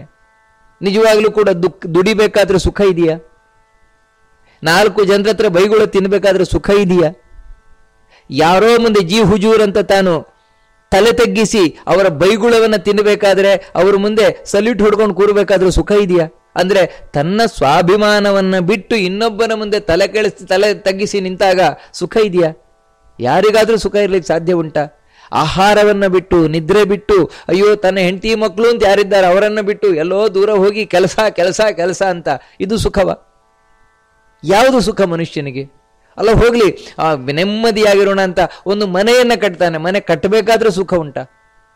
ಅಯ್ಯೋ ಏನ್ ತಲೆ ಬಿಸಿ ಟೆನ್ಷನ್ ಮಾರ್ಯಾರೆ, ಮನೆ ಕಟ್ತಾ ಇದ್ದೇನೆ, ಸಿಕ್ಕಾಪಟ್ಟೆ ಟೆನ್ಷನ್. ಒಂದು ಕಡೆ ದುಡ್ಡು ಆಗಬೇಕು, ಇನ್ನೊಂದು ಕಡೆ ಕೆಲಸದವ್ರಿಗೆ ಸರಿಯಾಗಿ ಕೆಲಸ ಮಾಡ್ತಾ ಇಲ್ಲ, ಇನ್ನೊಂದು ಕಡೆ ಈ ದಿನದೊಳಗೆ ಆಗಬೇಕು, ಏನು ಟೆನ್ಷನ್, ಏನು ಟೆನ್ಷನ್. ಹಾಗಿದ್ರೆ ಮನೆ ಕಟ್ತಾ ಇರುವುದು ಸುಖವ? ಆ ಕಟ್ಟಿದ ಮೇಲೆ ಗೃಹ ಪ್ರವೇಶ, ಅದು ಸುಖವ? ಅಯ್ಯೋ ಮಾರ್ಯಾರೆ ನಾಡಿದ್ದು ಗೃಹ ಪ್ರವೇಶ, ಅದಕ್ಕೆಲ್ಲ ತಯಾರು ಮಾಡಬೇಕಾಗಿದೆ, ಅದೇ ಟೆನ್ಷನ್ ಅಲ್ಲಿ ಇದ್ದೇನೆ ಅಂದ್ರೆ ನನ್ನ ಟೆನ್ಷನ್ ಅಂದ್ರೆ ಮತ್ತೆ ದುಃಖ ಅಂತಾನೆ ಅರ್ಥ ಅಲ್ವಾ? ಗೃಹ ಪ್ರವೇಶ ಮಾಡಿ ಮನೆಯನ್ನು ಸೇರಿದ ಮೇಲೆ ಸುಖ ಉಂಟಾ? ಇಲ್ಲ. ಕಾರಣ ಏನು ಅಂತ ಹೇಳಿದ್ರೆ ಮತ್ತೆ ಅಲ್ಲಿ ಶುರುವಾಯ್ತು, ಅಯ್ಯೋ ಮನೆಯಲ್ಲಿ ಹಾಗಾಗ್ತಾ ಇದೆ, ಹೀಗಾಗ್ತಾ ಇದೆ, ಅಲ್ಲಿ ಸರಿ ಇಲ್ಲ. ಈ ರೀತಿ ಮನುಷ್ಯನಿಗೆ ಪ್ರತಿಯೊಂದು ಕ್ಷಣದಲ್ಲೂ ದುಃಖವನ್ನೇ ಅನುಭವಿಸ್ತಾನೆ. ಆದ್ರೆ ತಿಳ್ಕೊಳ್ಳುವುದು ಏನಂದ್ರೆ ಇದೇ ಸುಖ ಅಂತ. ಇದನ್ನ ಭಾಗವತ ಕೂಡ ಬಹಳ ಸ್ಪಷ್ಟವಾಗಿ ಹೇಳ್ತದೆ. ಏನಂದ್ರೆ ದುಃಖೇಚ ಸುಖಮಾನಿನಃ ಅಂತ. ದುಃಖವನ್ನೇ ಸುಖ ಅಂತ ಭ್ರಮಿಸಿ ಕೂರುವಂತವ್ರು ಈ ಮನುಷ್ಯರ ಜಾತಿಯ ಲಕ್ಷಣ ಇದು. ಆ ರೀತಿ ಸಿಕ್ಕಾಕೊಂಡ್ಬಿಡ್ತೀಯ ಮಗು. ದುಃಖವನ್ನೇ ಯಾರು ಅಂದ್ರೆ ಮೂರ್ಖರು. ಯಾಕಂದ್ರೆ ಅವರಿಗೆ ಸರಿಯಾಗಿ ವಿಶ್ಲೇಷಣೆ ಮಾಡ್ಲಿಕ್ಕೆ ಬರೋಲ್ಲ. ಯಾವುದು ಸುಖ ಯಾವುದು ದುಃಖ ಅಂತ ವಿಶ್ಲೇಷಣೆ ಮಾಡ್ಲಿಕ್ಕೆ ಬರೋಲ್ಲ ಅವರಿಗೆ. ಅವರಿಗೇನಂದ್ರೆ ಎದುರಿಗೆ ಕಂಡದ್ದು ಸುಖ ಅಂತ ತಿಳ್ಕೊಂಡ್ಬಿಡ್ತಾರೆ ಅಷ್ಟೇ. ನಿಜವಾಗ್ಲೂ ಎದುರಿಗೆ ಕಂಡದ್ದು ಸುಖ ಅಲ್ಲ, ದುಃಖ. ಯಾಕಂತ ಹೇಳಿದ್ರೆ ಪರಿಣಾಮೇ ಅಮೃತೋಪವಂ. ನಿಜವಾದ ಸುಖ ಹೇಗಿರುತ್ತದೆ ಅಂತ ಹೇಳಿದ್ರೆ, ಇವಾಗ ಉದಾಹರಣೆಗೆ ಹೇಳುವುದಾದ್ರೆ, ಒಬ್ಬ ಸೋಮಾರಿ ವರ್ಷ ಇಡೀ ಆರಾಮಾಗಿ ಮಲ್ಕೊಳ್ತಾನೆ. ಮಳೆ ಬಂತು, ಗದ್ದೆ ಇದೆ, ಹೊಲ ಇದೆ, ಉಳ್ಲಿಕ್ಕೆ ಹೋಗಲ್ಲ, ಆರಾಮ ಮಲ್ಕೊಳ್ತಾರೆ. ಅಯ್ಯೋ ಯಾರು ಕಷ್ಟ ಬಿಡ್ತಾರೆ, ಅಲ್ಲಿ ಹೋಗಿ ಉಳುದು, ಆ ಮಳೆಯಲ್ಲಿ ಒದ್ದಾಡುದು ಯಾರಿಗೆ ಬೇಕು? ಆರಾಮ ಮಲ್ಕೊಂಡಿರೋಣ ಅಂತ ಹೇಳಿ ತಾನು ಆರಾಮಾಗಿರ್ತಾನೆ. ಯಾಕಂದ್ರೆ ಒಂದಷ್ಟು ಸ್ಟಾಕ್ ಉಂಟು, ತಿನ್ಲಿಕ್ಕುಂಟು, ಅದಕ್ಕೋಸ್ಕರ ಆರಾಮ ಮಲ್ಕೊಂಡಿದ್ದ. ನಿಜವಾಗ್ಲೂ ಅವನ ಪ್ರಕಾರ ಏನು, ನಾನು ಸುಖ ಅನುಭವಿಸ್ತಾ ಇದ್ದೇನೆ ಅಂತ, ನಾನು ಸುಖವಾಗಿದ್ದೇನೆ ಅಂತ ಗೊತ್ತಿಲ್ಲ, ಅವನು ದುಃಖ ಅನುಭವಿಸ್ತಾ ಇದ್ದಾನು. ಅದರದು ಗೊತ್ತಿಲ್ಲ. ಯಾಕಂದ್ರೆ ಮನುಷ್ಯ ಯಾವಾಗ ಸೋಮಾರಿ ಆದಾಗನಿಂದಲೇ ದುಃಖ ಪ್ರಾರಂಭ ಅವನಿಗೆ. ಆ ದುಃಖ ಗೊತ್ತಾಗೋದು ಯಾವಾಗ ಅಂತ ಹೇಳಿದ್ರೆ, ಈ ವರ್ಷ ಏನೂ ದುಡಿಲಿಲ್ಲ ಅಂತ ಹೇಳಿದ್ರೆ ಮುಂದಿನ ವರ್ಷ ತಿನ್ಲಿಕ್ಕೂ ಒಂದು ಕವಡೆ ಕಾಸು ಇಲ್ಲ. ಅವಾಗ ನೋಡಿ, ವರ್ಷ ಇಡೀ ದುಃಖ ಪಡ್ಕೊಂಡು ಕೂರ್ಬೇಕಾಗತ್ತ, ಹಸುವಿನಿಂದ ಒದ್ದಾಡ್ಬೇಕಾಗತ್ತೆ. ಇದಕ್ಕೆ ಕಾರಣ ಏನು ಹೇಳಿ? ಇದು ಎಲ್ಲಿಂದ ಪ್ರಾರಂಭ ಆಯಿತು? ಹಿಂದಿನಿಂದಲೇ ಪ್ರಾರಂಭ ಆದದ್ದು. ಆದರೆ ಅವನದನ್ನು ಎಣಿಸ್ತಿಲ್ಲ, ಭ್ರಮಿಸಿ ಕೂತ, ಓ ಇದೇ ಸುಖ ಅಂತ. ಅದಕ್ಕಾಗಿ ಹೇಳ್ತಾರೆ, ಮನುಷ್ಯ ಇದೇ ರೀತಿ ದುಃಖವನ್ನ ಸುಖ ಅಂತ ತಿಳ್ಕೊಂಡ್ಬಿಡ್ತಾನೆ. ಆದರೆ ಜ್ಞಾನಿಗಳೇನಿದ್ದಾರೆ, ಜ್ಞಾನಿಗಳು ಅಂತ ಹೇಳಿದ್ರೆ ಈ ದೇಹ ಬೇರೆ ನಾನು ಬೇರೆ ಅಂತ ಸ್ಪಷ್ಟವಾಗಿ ತಿಳ್ಕೊಂಡವರು. ಅವ್ರು ಏನ್ ಮಾಡ್ತಾರೆ ಅಂದ್ರೆ, ತಾನ್ಯೇವ ದುಃಖಾನಿ ಪುನಃ ಸುಖಾನಿ ಜಾನಾತಿ ವಿದ್ವಾನ್ ಅವಿಮೂಢಚೇತಾ. ಅವ್ರು ಯಾವತ್ತೂ ಈ ರೀತಿ ಮೂರ್ಖರಾಗಿರುವಂಥವರಲ್ಲ, ಚೆನ್ನಾಗಿ ಯೋಚನಾ ಶಕ್ತಿ ಇರುವವರು. ಅಂದ್ರೆ ಯಾವತ್ತು ನೋಡಿ, ಮನುಷ್ಯನಿಗೆ ವಿಚಾರ ಶಕ್ತಿ ಬೇಕು, ಯೋಚನಾ ಶಕ್ತಿ ಬೇಕು. ಹಾಗಂತ ಆ ವಿಚಾರ ಶಕ್ತಿಯು ಕೂಡ ಏನೇನೋ ವಿಚಾರ ಮಾಡಬಾರದು, ಮತ್ತೆ ಒಳ್ಳೆಯ ರೀತಿಯಿಂದ ಒಳ್ಳೆಯ ಮಾರ್ಗದಲ್ಲಿ ಯೋಚನೆಯನ್ನ ಮಾಡಬೇಕು. ಆ ರೀತಿ ಜ್ಞಾನಿಗಳು ಮಾಡ್ತಾರೆ. ಅವ್ರು ಏನ್ ತಿಳ್ಕೊಳ್ತಾರೆ ಅಂತ ಹೇಳಿದ್ರೆ, ತಾನ್ಯೇವ ದುಃಖಾನಿ, ಯಾವ ದುಃಖಗಳಿದೆ ಆ ದುಃಖಗಳನ್ನೇ ಸುಖಕ್ಕೆ ಸೋಪಾನ ಅಂತ ತಿಳ್ಕೊಳ್ತಾರೆ ಅವರು. ದುಃಖವನ್ನ ದುಃಖ ಅಂತಾನೆ ತಿಳ್ಕೊಳ್ತಾರೆ ಅವರು, ಸುಖ ಅಂತ ತಿಳ್ಕೊಳ್ಳಲ್ಲ ಅವರು, ಜ್ಞಾನಿಗಳಾದವರು. ಆದರೆ ಅವರು ಎಣಿಸುವುದೇನಂತ ಹೇಳಿದ್ರೆ, ನಿಜವಾಗಿಯೂ ಕೂಡ ಈ ದುಃಖ ಏನಿದೆ, ಈ ದುಃಖ ಸುಖಕ್ಕೋಸ್ಕರ ಇರುವಂತಹದ್ದು, ಅದರಿಂದಾಗಿ ಇದನ್ನು ದುಃಖ ಅಂತ ಎಣಿಸ್ಲಿಕ್ಕೆ ಬರೋಲ್ಲ. ನಿಜವಾಗ್ಲೂ ಇದು ಎಷ್ಟು ಸ್ಪಷ್ಟ ಅಂದ್ರೆ, ಧರ್ಮಾಚರಣೆಯನ್ನ ಮಾಡುವುದು ಅಂತ ಹೇಳಿದ್ರೆ ಸುಲಭ ಸಾಧ್ಯ ಅಲ್ಲ, ಬಹಳ ಕಷ್ಟ ಉಂಟು. ಧರ್ಮಾಚರಣೆಯನ್ನ ಮಾಡಬೇಕು ಅಂತ ಹೇಳಿದ್ರೆ ಕಷ್ಟ ಉಂಟು. ಅದಕ್ಕಾಗಿ ಯಾರು ಧರ್ಮಾಚರಣೆ ಮಾಡ್ಲಿಕ್ಕೆ ಹೋಗಲ್ಲ, ಎಲ್ಲ ಧರ್ಮದಿಂದ ಜಾರ್ಕೊಳ್ಳಿಕ್ಕೆ ನೋಡುದು. ಎಲ್ಲರೂ ಕೂಡ ಪೂಜೆ ಮಾಡುವುದು, ಜಪ ಮಾಡುವುದು, ಈ ರೀತಿಯನ್ನು ಮಾಡ್ಬೇಕು ಅಂದ್ರೆ, ಅಯ್ಯೋ ನಮ್ಗೆ ಆಗೋಲ್ಲ, ಹೋಗಲ್ಲ, ಇಲ್ಲ ನಾವು ಬಿಟ್ಬಿಟ್ಟಿದ್ದೇವೆ. ಯಾಕೆ? ಕಷ್ಟ ಅಂತಾನೆ ಕಾರಣದಿಂದ. ಅಂದ್ರೆ ಅದನ್ನು ಮಾಡುವುದು ಕಷ್ಟ. ಆದರೆ ಅದು ಈ ಜ್ಞಾನಿಗಳು ತಪ್ಪದೆ ಅದನ್ನು ಮಾಡ್ತಾರೆ. ಕಷ್ಟ ಅಂತ ಹೇಳಿ ಯಾವುದನ್ನು ಬಿಡೋಲ್ಲ, ಕಷ್ಟವನ್ನ ಇಷ್ಟವನ್ನಾಗಿ ಮಾಡ್ಕೊಳ್ತಾರೆ. ಕಾರಣ ಏನು ಅಂದ್ರೆ, ಇದರಿಂದ ಭಗವಂತನಿಗೆ ಖುಷಿಯಾಗತ್ತೆ.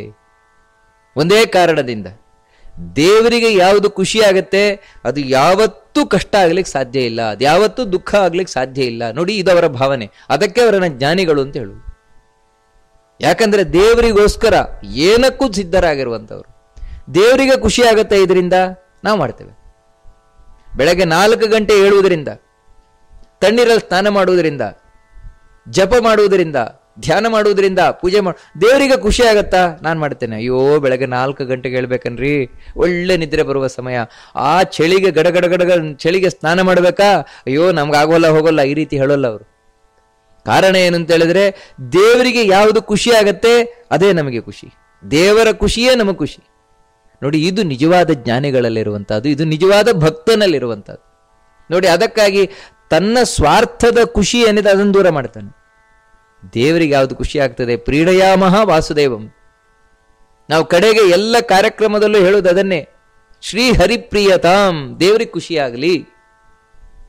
ಪರಮೇಶ್ವರ ಪ್ರಿಯತಾಂ, ಗೋಪಾಲಕೃಷ್ಣ ಪ್ರಿಯತಾಂ, ಇದೇ ನಾವು ಹೇಳುದು, ದೇವರಿಗೆ ಖುಷಿಯಾಗಲಿ, ದೇವರಿಗೆ ಖುಷಿಯಾಗಲಿ. ಈ ಶಬ್ದ ಹೇಳಿದ ಕೂಡಲೇ ದೇವರಿಗೆ ಖುಷಿ ಆಗೋಲ್ಲ. ಮತ್ತೆ ಖುಷಿಯಾಗ್ಲಿಕ್ಕೆ ಏನುಂಟು ಅದನ್ನು ಮಾಡಬೇಕು. ಮಾಡಬೇಕಾದ್ರೆ ಬೇಜಾರು ಮಾಡ್ಕೊಂಡು ಮಾಡಬಾರ್ದು, ಖುಷಿಯಿಂದ ಮಾಡಬೇಕು. ಅದನ್ನು ಜ್ಞಾನಿಗಳು ಮಾಡ್ತಾರೆ. ಅದಕ್ಕಾಗಿಯೇ ಅವರು ನಿಜವಾದ ಸುಖವನ್ನು ಪಡಿತಾರವರು ಅಂತ ಬಹಳ ಸುಂದರವಾಗಿ ಹೇಳ್ತಾಳೆ. ಅದು ಬಿಟ್ಟು ಯಾರು ಖುಷಿ ಉಂಟು ಅಂತ ಹೆಣ್ಮಕ್ಳಿಂದ ಹೋಗ್ತಾಳೆ. ಏನು ಖುಷಿ ಉಂಟು ಅಂತ ಕೇಳ್ತಾಳೆ. ಮದಾಲಸ ಸಣ್ಣಲ್ಲೇ ಆ ಮಗುವಿಗೆ ಹೇಳ್ತಾ ಇದ್ದಾಳೆ, ನೋಡು ಮಗು, ಹಾಸೋಸ್ಥಿ ಸಂದರ್ಶನಂ, ಚಂದವಾದ ಹೆಣ್ಣು ಅಂತ ಹೆಣ್ಣಿನಿಂದ ಬಿದ್ದ ಹೆಣ್ಣು ನಗಾಟ್ಲು. ನಗಾಟಾಗ ಏನಾಯ್ತು ನಕ್ಕಾಗ? ವಿಶ್ಲೇಷಣೆ ಮಾಡಿದ್ಯಾ ನೀನು? ಚೆನ್ನಾಗಿ ವಿಶ್ಲೇಷಣೆ ಮಾಡಿದ್ಯಾ? ನಕ್ಕಾಗ ಏನೂ ಆಗಲಿಲ್ಲ, ಅವಳು ಮೂಳೆ ಕಾಣಿಸ್ತಷ್ಟೆ ನಿನಗೆ, ಇನ್ನೇನೂ ಆಗಲಿಲ್ಲ. ಅವಳ ಮುಖದಲ್ಲಿ ಇರುವಂತಹ ಮೂಳೆಗಳೇನಿದೆ ಆ ಮೂಳೆಗಳಲ್ಲಿ ನಿನಗೆ ಗೊತ್ತಾಯ್ತಷ್ಟೆ, ಓ ಇವಳಿಗೆ ಇಷ್ಟು ಮೂಳೆ ಇದೆ ಅಂತ. ಅದಕ್ಕಿಂತ ಅದರಿಂದ ಮೂಮೆಂಟ್ ಉಂಟು, ಅದರಲ್ಲಿ ಚಲನೆ, ಇನ್ನೇನಿದೆ ಅಂದರೆ ವಾಸ್ತವ ಇಷ್ಟೇ. ಅದು ಬಿಟ್ಟು ಅದಕ್ಕಿಂತ ಹೆಚ್ಚಿನದ್ದು ಇನ್ನೇನಿಲ್ಲ. ಅಷ್ಟು ಮಾತ್ರ ಅಲ್ಲ, ಇವಾಗ ಕಣ್ಣು, ಅಕ್ಷಿಯುಗ್ಮಂ ಅತ್ಯುಜ್ವಲಂ ಯತ್ ಕಲುಷಂ ವಸಾಯಾಹ ಅಂತ ಹೇಳ್ತಾರೆ. ಕಣ್ಣು, ಎರಡು ಕಣ್ಣುಗಳು, ಎರಡುಗಳು ಚೆನ್ನಾಗಿ ನೋಡ್ತಾ ಇದ್ದಾಳೆ. ಎಂಥ ಕಣ್ಣು, ಅವಳ ನೋಟ ಎಂಥ ನೋಟ, ಏನಿದೆ ಅದರಲ್ಲಿ? ಆ ಕಣ್ಣಿನ ನೋಟದಲ್ಲಿ ಏನಿಲ್ಲ, ಕಣ್ಣಿನ ನೋಟದಲ್ಲಿ ಅವಳ ಕಾಮುಕತೆ ಕಾಣಿಸ್ತಾ ಇದೆ, ಇನ್ನೇನು ಕಾಣಿಸುವುದಿಲ್ಲ ಅದರಲ್ಲಿ. ಇನ್ನು ಅವಳ ಸ್ತನ, ಏನಿದೆ ಅದರಲ್ಲಿ? ಮಾಂಸಗಳಷ್ಟೇ. ನೀನು ನಿಜವಾಗಿ ನೋಡ್ಲಿಕ್ಕೆ ಹೋದ್ರೆ ಅದರಲ್ಲಿ ಇನ್ನೇನಿದೆ? ಮಾಂಸ ಅಷ್ಟೇ ಇರುವುದು, ಇನ್ನೇನಿಲ್ಲ. ನೋಡು ಮಗು, ಇದನ್ನೆಲ್ಲ ನೀನು ಲೆಕ್ಕಾಚಾರ ಮಾಡು, ಇದಕ್ಕಿಂತ ಹೆಚ್ಚು ಇನ್ನೇನಿಲ್ಲ. ಅದಕ್ಕಾಗಿ ಆ ಹೆಣ್ಣಿನ ಮೇಲೆ ಅತಿಯಾದ ಆಸೆಯನ್ನು ಪಡಬೇಡ. ಇನ್ನು ಆ ಹೆಣ್ಣಿನ ಹಿಂದೆ ಬಿದ್ದೆ ಆ ಹೆಣ್ಣಿನ ಸುಖ ಅಂದ್ರೆ ಇನ್ನೇನಿಲ್ಲ, ಅದೇ ನರಕದ ಗುಂಡಿ. ಇದನ್ನೆಲ್ಲ ಎಣಿಸು ಮಗು, ಎಣಿಸು, ಆ ಹೆಣ್ಣಿನಿಂದ ದೂರ ಇರು. ಸಣ್ಣ ಮಗುವಿಗೆ ನೋಡಿ ಉಪದೇಶ ಕೊಡ್ತಾ ಇರುವಂತಹದ್ದು ಮದಾಲಸ.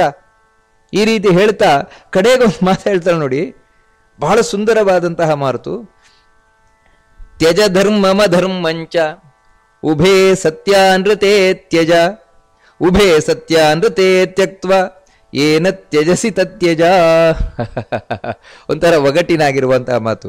ಮಗು, ಧರ್ಮ ಅಧರ್ಮಗಳನ್ನು ಬಿಡು, ಸತ್ಯ ಸುಳ್ಳುಗಳನ್ನು ಬಿಡು. ಸತ್ಯ ಸುಳ್ಳುಗಳನ್ನು ಬಿಟ್ಟ ಮೇಲೆ ಏನು ಸಿಗುತ್ತದೆ ಅದನ್ನು ಬಿಡು. ಒಗಟು ಅವಳು ಹೇಳಿದ್ದು. ಇಷ್ಟನ್ನು ಮಾಡಿದರೆ ನೀನು ಉದ್ಧಾರ ಆಗ್ತೀಯಾ ಅಂತ ಹೇಳಿ ಮಗುವಿಗೆ ಹೇಳ್ತಾ ಇದ್ದಾಳೆ. ಏನಿದ್ರ ಅರ್ಥ? ಧರ್ಮ ಅಧರ್ಮಗಳನ್ನು ಬಿಡುವುದು ಅಂತ ಹೇಳಿದ್ರೇನು? ಸತ್ಯ ಸುಳ್ಳುಗಳನ್ನು ಬಿಡುವುದು ಅಂತ ಹೇಳಿದರೆ ಏನು? ಬಹಳ ಸುಂದರವಾದ ಮಾತಿದು. ಅಂದ್ರೆ ಆ ಮದಾಲಸಲ ಮಾತೇನಿದೆ ಅದು ಸಮಸ್ತ ಶಾಸ್ತ್ರಗಳ ಸಾರವಾಗಿರುವಂತಹ ಮಾತು, ಕೃಷ್ಣ ಭಗವದ್ಗೀತೆಯಲ್ಲಿ ಹೇಳಿರುವಂತಹ ಮಾತು. ಸತ್ಯ ಯಾವುದು, ಸುಳ್ಳು ಯಾವುದು? ಶಾಸ್ತ್ರಗಳೇ ಹೇಳ್ಕೊಂಡು ಹೋಗ್ತದೆ. ಸತ್ಯ ಇದು, ಸತ್ಯ ಇದು, ಸತ್ಯ ಇದು, ಇದು ಸುಳ್ಳು, ಇದು ಸುಳ್ಳು ಹೇಳ್ಕೊಂಡು ಹೋಗ್ತದೆ. ಲೋಕದಲ್ಲಿ ನಾವು ಕೂಡ ನೋಡ್ತೇವೆ, ಸುಳ್ಳು ಯಾವುದು, ಸತ್ಯ ಯಾವುದು ನಮಗೆ ಗೊತ್ತುಂಟು. ಸುಳ್ಳು ಅಂತ ಹೇಳಿದ್ಕೊಳ್ಳ ನಾವೇನ್ ತಿಳ್ಕೊಳ್ತೇವೆ ಅಂತ ಹೇಳಿದ್ರೆ, ಯಾವುದು ನಡೆದಿಲ್ವೋ ಅದನ್ನು ಹೇಳಿದ ಅಂತ ಹೇಳಿದ್ರೆ ಅದು ಸುಳ್ಳು. ಯಾವುದು ಹೇಗಿದೆಯೋ, ಯಥಾರ್ಥವಾಗಿ ಇದೆಯೋ ಆ ರೀತಿ ಹೇಳುವಂತಹದ್ದು ಸತ್ಯ. ಸತ್ಯ ಸುಳ್ಳುಗಳದ್ದು ನಾವು ಈ ರೀತಿ ಲೆಕ್ಕಾಚಾರವನ್ನ ಮಾಡ್ತೇವೆ. ಧರ್ಮ ಅಧರ್ಮವೂ ಕೂಡ ಅಷ್ಟೇ. ಧರ್ಮ ಅಂತ ಹೇಳಿದ್ರೆ ಯಾವುದು ಒಳ್ಳೇದಾಗತ್ತೋ, ಎಲ್ರಿಗೂ ಒಳ್ಳೇದಾಗತ್ತೋ ಅದು ಧರ್ಮ, ಯಾವುದು ಎಲ್ರಿಗೂ ಕೆಟ್ಟದಾಗತ್ತೋ ಅದು ಅಧರ್ಮ. ಇನ್ನೊಬ್ಬರಿಗೆ ಪೀಡೆ ಕೊಡುವಂತಹದ್ದು ಅಧರ್ಮ, ಇನ್ನೊಬ್ಬರಿಗೆ ಉಪಕಾರ ಮಾಡುವಂತಹದ್ದು ಧರ್ಮ. ಈ ರೀತಿಯೆಲ್ಲ ನಾವು ಲೆಕ್ಕಾಚಾರದಲ್ಲಿ ಒಂದು ಲೋಕದಲ್ಲಿ ಒಂದು ಲೆಕ್ಕಾಚಾರ ಮಾಡಿ ಇಟ್ಕೊಂಡು ಹೋಗ್ತೇವೆ. ಇದೇ ಧರ್ಮ ಅಧರ್ಮಗಳ ಲೆಕ್ಕಾಚಾರ ಅಲ್ಲ, ಇದೇ ಸತ್ಯ ಸುಳ್ಳುಗಳ ಲೆಕ್ಕಾಚಾರ ಅಲ್ಲ. ಮತ್ತೆ ಕೃಷ್ಣ ಮಹಾಭಾರತದಲ್ಲಿ ಬಹಳ ಸ್ಪಷ್ಟವಾಗಿ ಹೇಳಿದಾಗೆ ಧರ್ಮ ಯಾವುದು ಅಧರ್ಮ ಯಾವುದು ಅಂತ ಹೇಳಿದ್ರೆ ಮುಖ್ಯ ಇಷ್ಟೇ, ದೇವರಿಗೆ ಯಾವುದು ಖುಷಿ ಆಗತ್ತೆ ಅದೇ ಧರ್ಮ. ನೋಡಿ, ದೇವರಿಗೆ ಯಾವುದರಿಂದ ಪ್ರೀತನಾಗ್ತಾನೆ, ಖುಷಿ ಪಡ್ತಾನೆ ಅದೇ ಧರ್ಮ. ಅದು ಯಾವುದು ಬೇಕಾದ್ರೆ ಆಗ್ಬೋದು. ದೇವರು ಯಾವುದನ್ನು ಇಷ್ಟಪಡುವುದಿಲ್ಲ ಅದೇ ಅಧರ್ಮ. ಇಷ್ಟೇ ಧರ್ಮಗಳ ನಿಜವಾದ ವಿವರಣೆ ಇಷ್ಟೇ. ನೋಡಿ, ಇದೆ ಮೊದಲು ಅರ್ಜುನ ನಾನು ಯುದ್ಧ ಮಾಡುವುದಿಲ್ಲ, ಯಾಕಂದ್ರೆ ನೋಡಿ ಅವನು ಪ್ರತಿಪಾದನೆ ಮಾಡಿದ್ದು ಧರ್ಮವೇ. ನನ್ನ ಗುರುಗಳನ್ನು ನಾನು ಕೊಲ್ಲುವುದು ಧರ್ಮವ?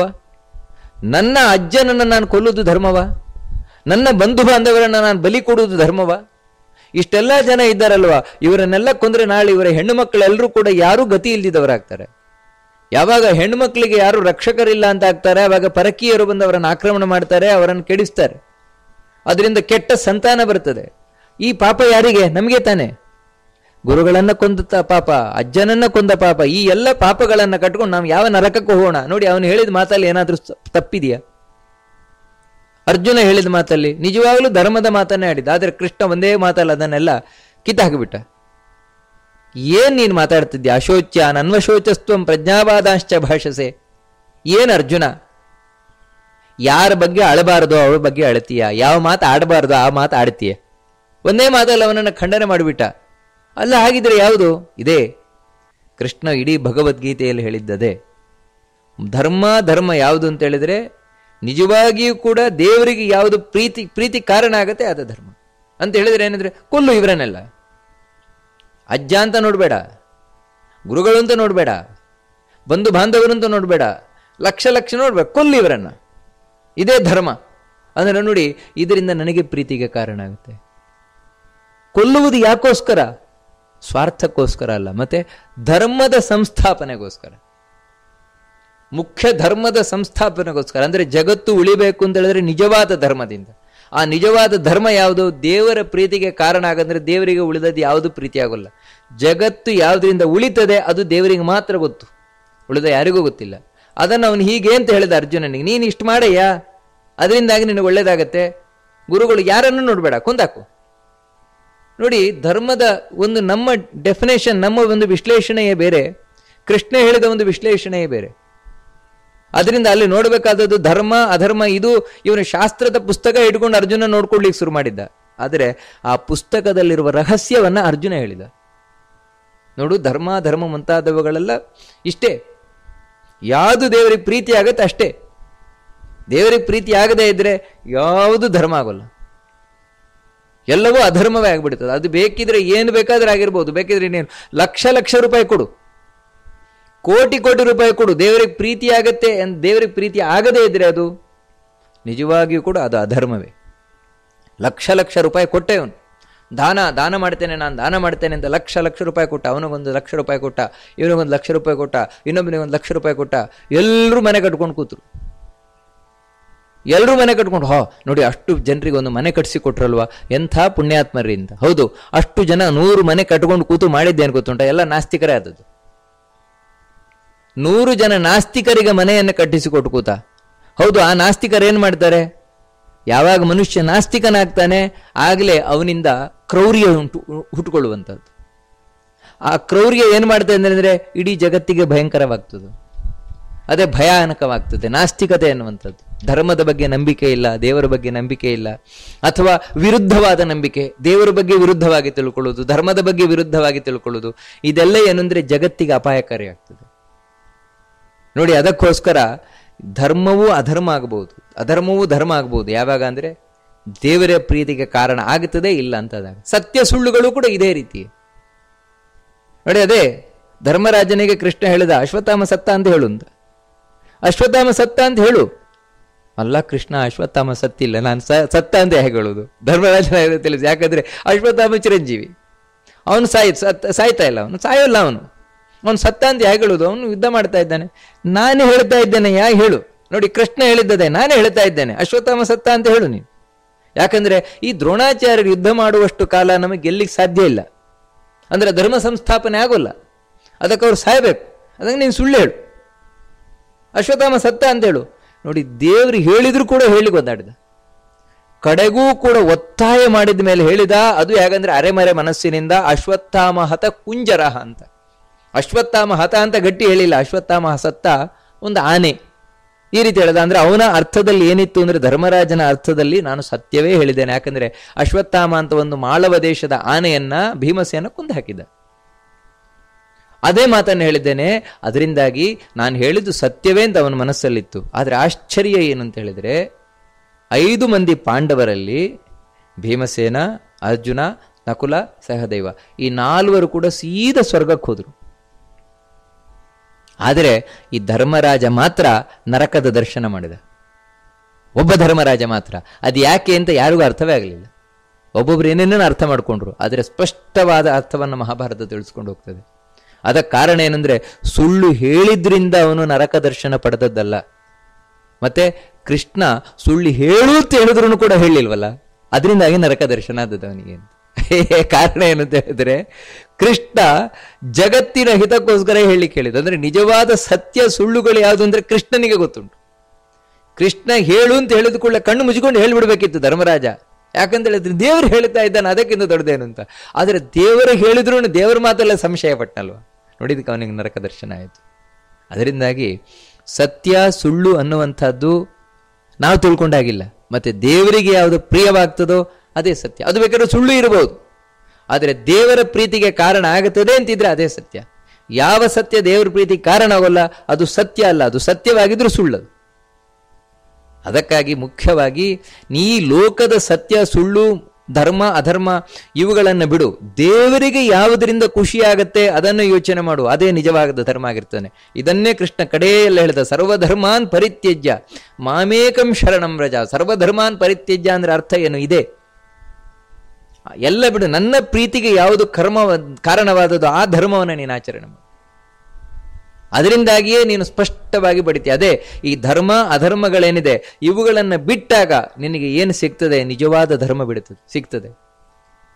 ಆ ಧರ್ಮವನ್ನು ನೀನು ಆಶ್ರಯಿಸಬೇಕು, ಭಗವಂತನನ್ನು ಆರಾಧನೆ ಮಾಡಬೇಕು. ಆವಾಗ ನೀನು ಏನು ಬಿಡ್ತೀಯ ಅದೇ ಸಂಸಾರವನ್ನು ಬಿಡ್ಲಿಕ್ಕಾಗತ್ತೆ, ಭಗವಂತನನ್ನು ಪಡಿಲಿಕ್ಕಾಗತ್ತೆ. ಈ ಅದ್ಭುತವಾದ ಉಪದೇಶವನ್ನು ಬರೀ ತೊಟ್ಲು ತೂಗಬೇಕಾದ್ರೆ ಮಾತ್ರ ಮದಾಲಸ ಹೇಳ್ತಾ ಇರೋದಲ್ಲ. ಆ ಮಗು ದೊಡ್ಡವನಾಗುವ ತನಕವೂ ಇದೇ ಉಪದೇಶ ಅಂತ ನೋಡಿ ಅವಳದು. ಒಂದು ಮಗುವಿಗೆ ಇದೇ ರೀತಿ ಉಪದೇಶ ಮಾಡ್ಕೊಂಬಂದ್ಲು. ಆ ಮಗುವಿಗೆ ಸಣ್ಣಲ್ಲಿಂದಲೂ ಈ ರೀತಿ ಉಪದೇಶ ಮಾಡಿ ಮಾಡಿ ಮಾಡಿ ಈ ಸಂಸಾರದಲ್ಲಿ ಆಸಕ್ತಿಯೇ ಬರಲಿಲ್ಲ. ಮೊದಲನೆಯ ಮಗ ವಿಕ್ರಾಂತ ಏನಿದ್ದಾನೆ ಅವನಿಗೆ ಆಸಕ್ತಿಯೇ ಬರಲಿಲ್ಲ, ಅವನಿಗೆ ವೈರಾಗ್ಯ ಬಂದ್ಬಿಡ್ತು. ವೈರಾಗ್ಯ ಬಂದು ತಾನು ತಪಸ್ಸಿಗೆ ಹೊರಟೋದ. ಬೇಡ, ನನಗೆ ಈ ರಾಜ್ಯವೂ ಬೇಡ, ಇದೇನು ಬೇಡ, ನಾನು ದೇವರನ್ನು ಆರಾಧನೆ ಮಾಡಿ ಮೋಕ್ಷವನ್ನು ಪಡೆದು ಬಿಡ್ತೇನೆ ಅಂತ ತಾನು ತಪಸ್ಸಿಗೆ ಹೋದ. ದುಃಖ ಮಾಡ್ಕೊಳ್ಳಿಲ್ಲ ಇವಳು. ನೋಡಿ, ತಾಯಿ ಅಂದ್ರೆ ಯಾವ ರೀತಿ ಇರಬೇಕು ಅಂತ ಆಶೀರ್ವಾದ ಮಾಡಿ ಕಳಿಸ್ಕೊಟ್ಲು. ಮಗು ಹೋಗು, ಉದ್ಧಾರ. ಯಾವುದೇ ತಾಯಿ ಆದರೂ ಕೂಡ ತನ್ನ ಮಗುವನ್ನು ಇನ್ನಷ್ಟು ಸಂಸಾರದಲ್ಲಿ ಸೇರಿಸ್ತಾಳೆ. ಅಯ್ಯೋ ನನ್ನ ಮಗು ನಮ್ಮನ್ನು ಬಿಟ್ಟು ಹೋಗಬಾರ್ದು, ನಮ್ಮನ್ನು ಬಿಟ್ಟು ಹೋಗು. ನೋಡಿ, ಅವಳು ಸಣ್ಣಲೆ, ಮಗು ನೀನು ಉದ್ಧಾರ ಆಗ್ಬೇಕು, ಉದ್ಧಾರ ಆಗ ಹೋಗು ಅಂತ ಕಳಿಸ್ಕೊಟ್ಲು. ಅವಳಿಗೊಂದು ಚೂರು ಆ ಮಗುವಿನ ಮೇಲೆ ಅಟ್ಯಾಚ್ಮೆಂಟ್ ಇಲ್ಲ. ಎರಡನೇ ಮಗು ಆಯಿತು. ಆ ಎರಡನೇ ಮಗುವಿಗೆ ನಾಮಕರಣವನ್ನು ಮಾಡಿದ. ಮತ್ತೆ ಸುಬಾಹು ಅಂತ. ಈ ನಾಮಕರಣ ಮಾಡಿದಾಗಲೂ ಕೂಡ ಮದಾಲಸನಗಾಟ್ಲು. ಗಮನಿಸಿದ ಋತಧ್ವಜ, ಏನು ಮಾತಾಡ್ಲಿಕ್ಕೆ ಹೋಗ್ಲಿಲ್ಲ. ಆ ಮಗುವಿಗೂ ಕೂಡ ತೊಟ್ಲಿಗೆ ಹಾಕಿ ತೂಗಬೇಕಾದ್ರೆ ಇದೇ ಉಪದೇಶವನ್ನು ಮಾಡಿದ್ಲು ಮದಾಲಸ. ದೊಡ್ಡವನಾಗುವ ತನಕೂ ಇದೇ ಉಪದೇಶ, ಇದೇ ಉಪದೇಶ. ಅವನು ಕೂಡ ಕಡೆಗೆ ವೈರಾಗ್ಯದಿಂದ ನನಗೆ ರಾಜ್ಯವೂ ಬೇಡ, ಏನೂ ಬೇಡ ಅಂತ ಹೊರಟೋದು. ಮೂರನೆಯದು ಮಗು ಆಯಿತು, ಗಂಡು ಮಗು. ಆ ಮಗುವಿಗೆ ಅರಿಮರ್ದನ ಅಂತ ನಾಮಕರಣವನ್ನು, ಶತ್ರುಮರ್ದನ ಅಂತ ನಾಮಕರಣವನ್ನು ಮಾಡಿದ ರಾಜ. ಅಂದ್ರೆ ಎಲ್ಲವೂ ಕ್ಷತ್ರಿಯರಿಗೆ ಉಚಿತವಾದ ಹೆಸರುಗಳು. ಶತ್ರುಮರ್ದನ, ಶತ್ರುಗಳನ್ನೆಲ್ಲ ನಾಶ ಮಾಡ್ತಾನೆ, ಆ ರೀತಿ. ಇನ್ನೊಬ್ಬ ಮಹಾಬಾಹು, ಸುಬಾಹು ಅಂದ್ರೆ ಒಳ್ಳೆ ತೋಳ್ಬಲ ಉಳ್ಳವ ಅಂತ ಈ ರೀತಿ. ಆ ನಾಮಕರಣ ಮಾಡಿದಾಗಲೂ ಕೂಡ ಇವಳನ್ನೇ ಗಾಟ್ಲು, ಕಿಸಿಕ್ಕಂದನೆ ಗಾಟ್ಲು. ರಾಜ ಗಮನಿಸಿದ. ಆ ಮೂರನೆಯವನಿಗೂ ಕೂಡ, ಅರಿಮರ್ದನಿಗೂ ಕೂಡ ಇವಳು ಹೀಗೆ ತೊಟ್ಲು ತೂಗುವುದರಿಂದ ಹಿಡಿದು ಮಗು ದೊಡ್ಡವನಾಗುವ ತನಕವೂ ಕೂಡ ಇದೇ ಉಪದೇಶವನ್ನು ಕೊಟ್ಟು ಕೊಟ್ಟು ಕೊಟ್ಟು ಕೊಟ್ಟು ಅವನು ವೈರಾಗ್ಯದಿಂದ ಕಾಡಿನ ಕಡೆ ಹೋಗುವಾಗ ಮಾಡಿಬಿಟ್ಟು. ಇದೆಂಥ ತಾಯಿ ಇವಳು! ಮೂರು ಮಕ್ಕಳು ಕೂಡ ತಾವು ಹುಟ್ಟಿದ್ದವೆ, ದೊಡ್ಡವರಾಗ್ತವೆ, ಕಾಡಿಗೆ ತಪಸ್ಸಿಗೆ ಹೋಗ್ಬಿಡ್ತವೆ, ನಮ್ಗೆ ಏನೂ ಬೇಡ ಅಂತ. ನಾಲ್ಕನೇ ಮಗು ಆಯಿತು. ಈ ನಾಲ್ಕನೇ ಮಗು ಆದಾಗ ಈ ಋತಧ್ವಜ ಏನಿದ್ದಾನೆ ತಾನು ನಾಮಕರಣ ಮಾಡ್ಲಿಕ್ಕೆ ಹೋಗಲಿಲ್ಲ. ಸೀದಾ ಬಂದು ಹೇಳ್ತಾಳೆ, ನಾನು 3 ಸಲ ನಾಮಕರಣ ಮಾಡಿದಾಗಲೂ ಕೂಡ ನೀನು ನೆಗಾಟಿದ್ಯಾ. ಯಾಕೆ ನೆಗಾಟಿದ್ಯಾ? ನಾನು ಮಾಡಿದ್ದ ಇಟ್ಟ ಹೆಸರು ಚೆನ್ನಾಗಿರ್ಲಿಲ್ವಾ? ಅದಕ್ಕೆ ನೆಗಾಟಿಯ ನೀನು? ನಿಜವಾಗ್ಲೂ ಕೂಡ ನಾವು ಕ್ಷತ್ರಿಯರಿಗೆ ಉಚಿತವಾದ ಹೆಸರನ್ನೇ ನಾನು ಇಟ್ಟದ್ದು. ಏನು ತಪ್ಪಿತ್ತೆ ಅದರಲ್ಲಿ? ಏನು ತಪ್ಪಿದೆ ಅಂತ ನೀನು ಆ ರೀತಿ ಆಕ್ಷೇಪ ನೆಗಾಟಿದ್ಯಾ ನೀನು? ಆಯ್ತು, ಇವಾಗ ನೀನೇ ಹೆಸರಿಡು, 4 ಮಗುವಿಗೆ ನೀನೇ ಹೆಸರಿಡು. ಯಾವ ರೀತಿ ಹೆಸರಿಡ್ತೀಯ ನಾನು ನೋಡ್ತೇನೆ ಅಂತ ಆ ರಾಜ ಹೇಳ್ದ ಅವಳಿಗೆ. ಅವಳು ಹೇಳ್ತಾಳೆ, ರಾಜನ್, ನಾನು ಯಾವತ್ತೂ ನಿಮ್ಮ ಆಜ್ಞೆಯನ್ನು ಪಾಲಿಸುವವಳು, ನಾವು ನಿಮಗೆ ಗೇಲಿ ಮಾಡುವವಳಲ್ಲ, ನಾನು ನಿಮ್ಮ ಆಜ್ಞಾ ಪಾಲಕಿ. ನೀವು ನಾಮಕರಣ ಮಾಡು ಅಂತ ನನಗೆ ಆಜ್ಞೆ ಮಾಡಿದ್ದೀರಿ, ಆ ಆಜ್ಞೆಯಂತೆ ನಾನು ನಾಮಕರಣ ಮಾಡ್ತೇನೆ. ಏನಂದ್ರೆ ಅಲರ್ಕ ಅಂತ ಹೆಸರಿಡ್ತೇನೆ ಅಂತಿಟ್ಟು. ಅದನ್ನು ಕೇಳಿ ಇವನ ನೆಗಾಟ. ಈಗ ಇವನ ನೆಗಾಟ ಯಾಕಂತ ಹೇಳಿದ್ರೆ, ಇದೇನು ಹೆಸರಿದು ಅಂತ. ಏನು ಹೆಸರು? ಅಲರ್ಕ ಅಂತ ಹೇಳಿದ್ರೆ ಏನರ್ಥ? ಅರ್ಥಹೀನವಾದ ಹೆಸರನ್ನೇ ನೀನು ಇಟ್ಟಿದ್ಯಲ್ವಾ. ನೋಡು, ನಾನಾದ್ರೆ ಎಂಥ ಹೆಸರಿಟ್ಟಿದ್ದೆ ನನ್ನ ಮಕ್ಕಳಿಗೆ. ವಿಕ್ರಾಂತ ಅಂತ, ಸುಬಾಹು ಅಂತ, ಅರಿಮರ್ದನ ಅಂತ ಏನೇನು ಹೆಸರುಗಳಿಟ್ಟಿದ್ದೆ ಎಲ್ಲ ಬಿಟ್ಟ. ಅಲರ್ಕ ಅಂತ ಏನಿದೆ ಹೆಸರು? ವ್ಯರ್ಥವಾದ ಹೆಸರಿಟ್ಟಿದ್ಯಲ್ವಾ. ಆಗ ಮತಾಲಸ ಹೇಳ್ತಾಳೆ, ಏನು ನೀವು ಸಾರ್ಥಕವಾದ ಹೆಸರಿಟ್ಟಿದ್ರಿ, ಅದಕ್ಕೆ ನಾನು ನೆಗಾಟೆ ಅಂತ ಹೇಳ್ತಾಳೆ. ಏನು ಸಾರ್ಥಕವಾದ ಹೆಸರಿಟ್ಟಿದ್ರಿ ನೀವು? ನಿಮ್ಮ ಮೊದಲನೇ ಮಗುವಿಗೆ ವಿಕ್ರಾಂತ ಅಂತ ಹೆಸರಿಟ್ರಲ್ವ ನೀವು. ಏನು ವಿಕ್ರಾಂತ ಅಂದ್ರೆ ಅರ್ಥ ಗೊತ್ತುಂಟ ನಿಮಗೆ? ನೋಡಿ, ಅವಳು ಎಂಥ ಜ್ಞಾನಿ, ಎಂಥ ಪಂಡಿತಳು ಅಂತಂದ್ರೆ, ನಾವೇನು ತಿಳ್ಕೊಂಡಿದ್ದೀವಿ ಅಂದ್ರೆ ಹಿಂದಿನ ಕಾಲದ ಹೆಣ್ಮಕ್ಳಿಗೆ ಏನೂ ಗೊತ್ತಿರಲಿಲ್ಲ, ಬರೀ ದಡ್ಡ ಶಿಖಾಮಣಿಗಳು ಅಂತ. ಎಂಥ ಜ್ಞಾನಿ ಅವಳು ನೋಡಿ. ಈ ಮಕ್ಕಳಿಗೆ ಇನ್ನು ಮುಂದೆ ಅವಳು ಉಪದೇಶವನ್ನು ನಾವು ಕೇಳಬೇಕಾದದ್ದು. ಅವಳು ಹೇಳ್ತಾಳೆ, ಕ್ರಾಂತಿಶ್ಚ ಗತಿರುದ್ದಿಷ್ಟ. ಸಂಸ್ಕೃತದಲ್ಲಿ ಕ್ರಾಂತಿ ಅಂತ ಹೇಳಿದ್ರೆ ನಡ್ಕೊಂಡು ಹೋಗುವುದು, ನಡೆಯುವುದಕ್ಕೆ ಕ್ರಾಂತಿ ಅಂತ ಹೇಳ್ತಾರೆ. ದೇಶ ದೇಶಾಂತರುಂತುಯ ಅಂದ್ರೆ ಇಲ್ಲಿಂದ ಅಲ್ಲಿಗೆ ಹೋದ, ಅಲ್ಲಿಂದ ಅಲ್ಲಿಗೆ ಹೋದ, ಇದಕ್ಕೆ ಕ್ರಾಂತಿ ಅಂತ ಹೇಳುವುದು. ಸವರ್ಗೋ ನ ಪ್ರಯಾತೀಹ ವ್ಯಾಪಿ ದೇಹೇಶ್ವರೋ ಯತಃ. ಇನ್ನು ವಿಕ್ರಾಂತ ಅಂತ ಹೇಳಿದ್ರೆ ವಿಶೇಷವಾಗಿ ನಡ್ಕೊಂಡು ಹೋಗೋನು. ಅಲ್ಲ, ನೀವು ಯಾವ ಮಗುವಿಗೆ ನಾಮಕರಣ ಮಾಡಿದ್ರಲ್ವಾ, ಆ ಜೀವನಿಗೆ ನಡಿಲಿಕ್ಕೆ ಬರ್ತದ ಅಂತ ಕೇಳ್ತಾಳೆ.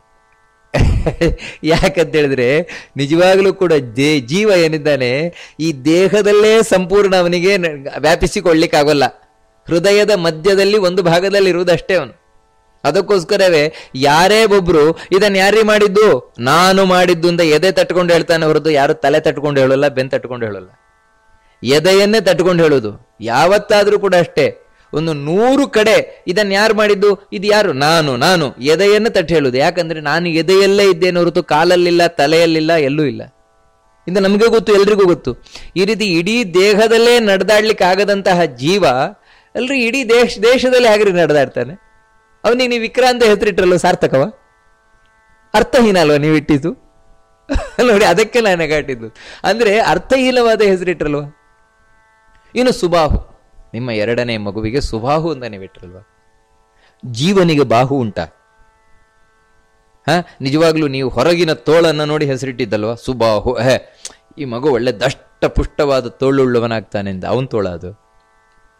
ಜೀವನ ತೋಳಲ್ಲ, ಇದು ದೇಹದ ತೋಳು. ಈ ದೇಹದ ತೋಳು ಇಟ್ಕೊಂಡು ನೀವು ಅವನನ್ನು ಕರೆದ್ರಲ್ವ, ವ್ಯರ್ಥ ಅಲ್ವಾ? ಅವನದ್ದಲ್ಲದನ್ನು ನೀವು ಇಟ್ಕೊಂಡು ಅವನನ್ನು ಕರೆದ್ರೆ ಏನ್ರಿ ಅರ್ಥ? ಉದಾಹರಣೆಗೆ ಹೇಳೋದಾದ್ರೆ, ಒಂದು ಬಸ್ಸಲ್ಲಿ ಕೂತಿದ್ದಾನೆ, ಬಸ್ಸಿಗೆ ಒಳ್ಳೆ ನೀಲಿ ಬಣ್ಣ ಹೊಡೆದಿದ್ದಾರೆ ಅಂತ ತಿಳ್ಕೊಳ್ಳಿ. ಬಸ್ಸಿಗೆ ನೀಲಿ ಬಣ್ಣ ಹೊಡೆದಿದ್ದಾರೆ, ಒಳಗೆ ಆ ಬಸ್ಸಿನೊಳಗೆ ಕೂತಿದ್ದಾನೆ. ಬ್ಲೂ ಮ್ಯಾನ್ ಅಂತ ಇವನನ್ನು ಕರೀಲಿಕ್ಕಾಗತ್ತಾ? ಬಸ್ಸಿಗೆ ನೀಲಿ ಬಣ್ಣ ಹೊಡೆದ್ರೆ ಅದು ಇವನ ನೀಲಿ ಬಣ್ಣವಾ? ಇವನದಲ್ವಲ್ಲ. ಅದಕ್ಕೆ ಬ್ಲೂ ಮ್ಯಾನ್, ಯಾಕಂದ್ರೆ ಬ್ಲೂ ಬಸ್ಸಲ್ಲಿ ಕೂತಿದ್ದಾನೆ ಅಂತ ಕರೀಲಿಕ್ಕಾಗತ್ತಾ? ಆಗಲ್ಲ. ಹಾಗೆಯೇ ಈ ಬಾಹು ಅವನದ್ದಲ್ಲ. ಹಾಗಿರ್ಬೇಕಾದ್ರೆ ಸುಬಾಹು ಅಂತ ಹೇಗೆ ಇರ್ತಿರಿಟ್ರಿ? ಇನ್ನು 3ನೇ ಅರಿಮರ್ದನ, ಶತ್ರು ಮರ್ದನ ಅಂತ. ಈ ದೇಹದಲ್ಲಿ ಇವನೊಬ್ಬನೇ ಇರುವುದು. ಇವನು ಗೆಲ್ಲಬೇಕಾಗಿರುವಂತಹದ್ದು ಒಳಗಿನ ಶತ್ರುಗಳನ್ನ, ನೀವೇ ಹೊರಗಿನ ಶತ್ರುಗಳನ್ನ. ಒಳಗೆ ಶತ್ರುಗಳಿದ್ದಾರೆ, ಕಾಮ, ಕ್ರೋಧ, ಲೋಭ, ಮೋಹ, ಮದ, ಮತ್ಸರ. ಅದನ್ನೇ ಗೆಲ್ಲಿಕ್ಕಾಗದೇವನು ಹೊರಗಿನದ್ದೇನು ಗೆಲ್ತಾನೆ? ನೀವು ಶತ್ರುಮದ್ದನ ಅಂತ ಹೆಸರಿಟ್ರೆ ಕ್ಷತ್ರಿಯರು ಉಚಿತವಾದದ್ದು ಏನಂತ? ವ್ಯರ್ಥ ಅಲ್ವ? ಹಾಗೆಯೇ ನೀವು 3 ಹೆಸರುಗಳಿಟ್ಟದ್ದು ವ್ಯರ್ಥವೇ. ಈ 4ನೇದು ಹಾಗೆ ನಾನು ವ್ಯರ್ಥವಾಗಿ ಇಟ್ಟಿದ್ದು ಅಂತ ಹೇಳ್ತಾಳೆ. ಅಲರ್ಕ ಅನ್ನೋದು ಹಾಗೆ ಬರೀ ಗುರುತಿಸ್ಲಿಕ್ಕೋಸ್ಕರ ಅಷ್ಟೇ, ನೀವು ನೆಗಾಡ್ಲಿಕ್ಕೆ ಏನಿಲ್ಲ ಅದರಲ್ಲಿ. ಇಷ್ಟೇ ಹೇಳಿದ್ಲ ಅವಳು. ಇನ್ನು ಅದಕ್ಕೇನು ಅರ್ಥ ಅದನ್ನೆಲ್ಲ ಹೇಳಿಕ್ ಹೋಗಲಿಲ್ಲ. ಹೇಳ್ತಾನೆ, ನೋಡು, ನನ್ನ 3 ಮಕ್ಕಳನ್ನ ನೀನು ವೈರಾಗ್ಯದಿಂದ ಕೂಡಿದ ಉಪದೇಶವನ್ನ ಮಾಡಿ ಅವರನ್ನೆಲ್ಲ ನೀನು ಸನ್ಯಾಸಿಗಳಾಗುವಾಗ ಮಾಡಿಬಿಟ್ಟಿದೆಯಾ. ಆದರೆ ನೋಡು, ನನ್ನ ಕರ್ತವ್ಯ ಇದೆ. ನನಗೆ ರಾಜ್ಯಕ್ಕೆ ಉತ್ತರಾಧಿಕಾರಿಯನ್ನು ಕೊಡಬೇಕು. ನನ್ನ ಪಿತೃಗಳ ಋಣವನ್ನು ನಾನು ತೀರಿಸಬೇಕು. ಅದಕ್ಕಾಗಿ ನನಗೆ ಈ 4ನೇ ಮಗ ಏನಿದ್ದಾನೆ ಅವನು ಚೆನ್ನಾಗಿ ರಾಜ್ಯಭಾರ ಮಾಡುವಂತಾಗಬೇಕು. ಹೊರತು ಇವನನ್ನು ನೀನು ಕಾಡಿ ಕಳಿಸ್ಬಿಟ್ರೆ ನಾನು ತುಂಬಾ ಸಿಟ್ಟು ಮಾಡ್ಕೊಂಡ್ಬಿಡ್ತೇನೆ ನಿನ್ ಬಗ್ಗೆ ಅಂತ ಹೇಳ್ತಾನೆ. ನನ್ನ ಮಕ್ಕಳನ್ನು ನನ್ನ ಹಾಳು ಮಾಡ್ತಾ ಇದೆಯಾ ಅಂತ ಆಕ್ಷೇಪವನ್ನ ಪಡ್ತಾನೆ ಋತಧ್ವಜ ಮದಾಲಸಳಿಗೆ. ಇವನು ಒಳ್ಳೆ ರಾಜನಾಗಬೇಕು, ಆ ರೀತಿ ನೀನು ಮಾಡಬೇಕು ಅಂತ. ಆಯ್ತು ಅಂತ ಹೇಳ್ತಾಳೆ. ಆಯ್ತು, ಇವನನ್ನ ನಾನು ಒಳ್ಳೆ ರಾಜನನ್ನಾಗಿ ಮಾಡ್ತೇನೆ ಅಂಥೇಳಿ ಅಲರ್ಕ ಏನಿದ್ದಾನೆ, ಅಲರ್ಕನಿಗೆ ಕೊಡುವ ಉಪದೇಶವೇ ಬೇರೆ ಇವಳು. ಅಂದ್ರೆ ನೋಡಿ, 3 ಮಕ್ಕಳಿಗೆ ಬೇರೆ ರೀತಿ ಉಪದೇಶ ಕೊಟ್ಲು. ಅಂದ್ರೆ ನಿವೃತ್ತಿ ಮಾರ್ಗ ಅಂತ ಕರಿತೇವೆ ಅದನ್ನ. ಮೋಕ್ಷದ ಕಡೆಗೆ ಹೋಗುವ ಮಾರ್ಗಕ್ಕೆ ಏನ್ ಬೇಕು ಆ ಉಪದೇಶವನ್ನ ಅಲ್ಲಿ ನೋಡಿದ್ವು ನಾವು. ಇನ್ನು ಪ್ರವೃತ್ತಿ ಮಾರ್ಗ, ಈ ಸಂಸಾರದಲ್ಲಿ ಯಾವ ರೀತಿ ಬದುಕಬೇಕು, ಹೇಗಿರಬೇಕು ಅದನ್ನ ಮುಂದೆ ಉಪದೇಶ ಕೊಟ್ಕೊಂಡ್ಬಿಡ್ತಾಳೆ ಮದಾಲಸ. ಬಹಳ ಸುಂದರವಾಗಿ ಅಲರ್ಕನಿಗೆ ಉಪದೇಶ ಕೊಡ್ತಾಳೆ. ಅದೇನಂತ ಮತ್ತೆ ಮುಂದೆ ನೋಡೋಣ ಅಂತ ಹೇಳ್ತಾ ಇವತ್ತಿನ ಈ ಉಪನ್ಯಾಸವನ್ನ ಆ ಮಧ್ವಾಂತರಗದ ಭಗವಂತನಿಗೆ ಅರ್ಪಣೆಯನ್ನು ಮಾಡೋಣ. ಶ್ರೀಕೃಷ್ಣ ಅರ್ಪಣ.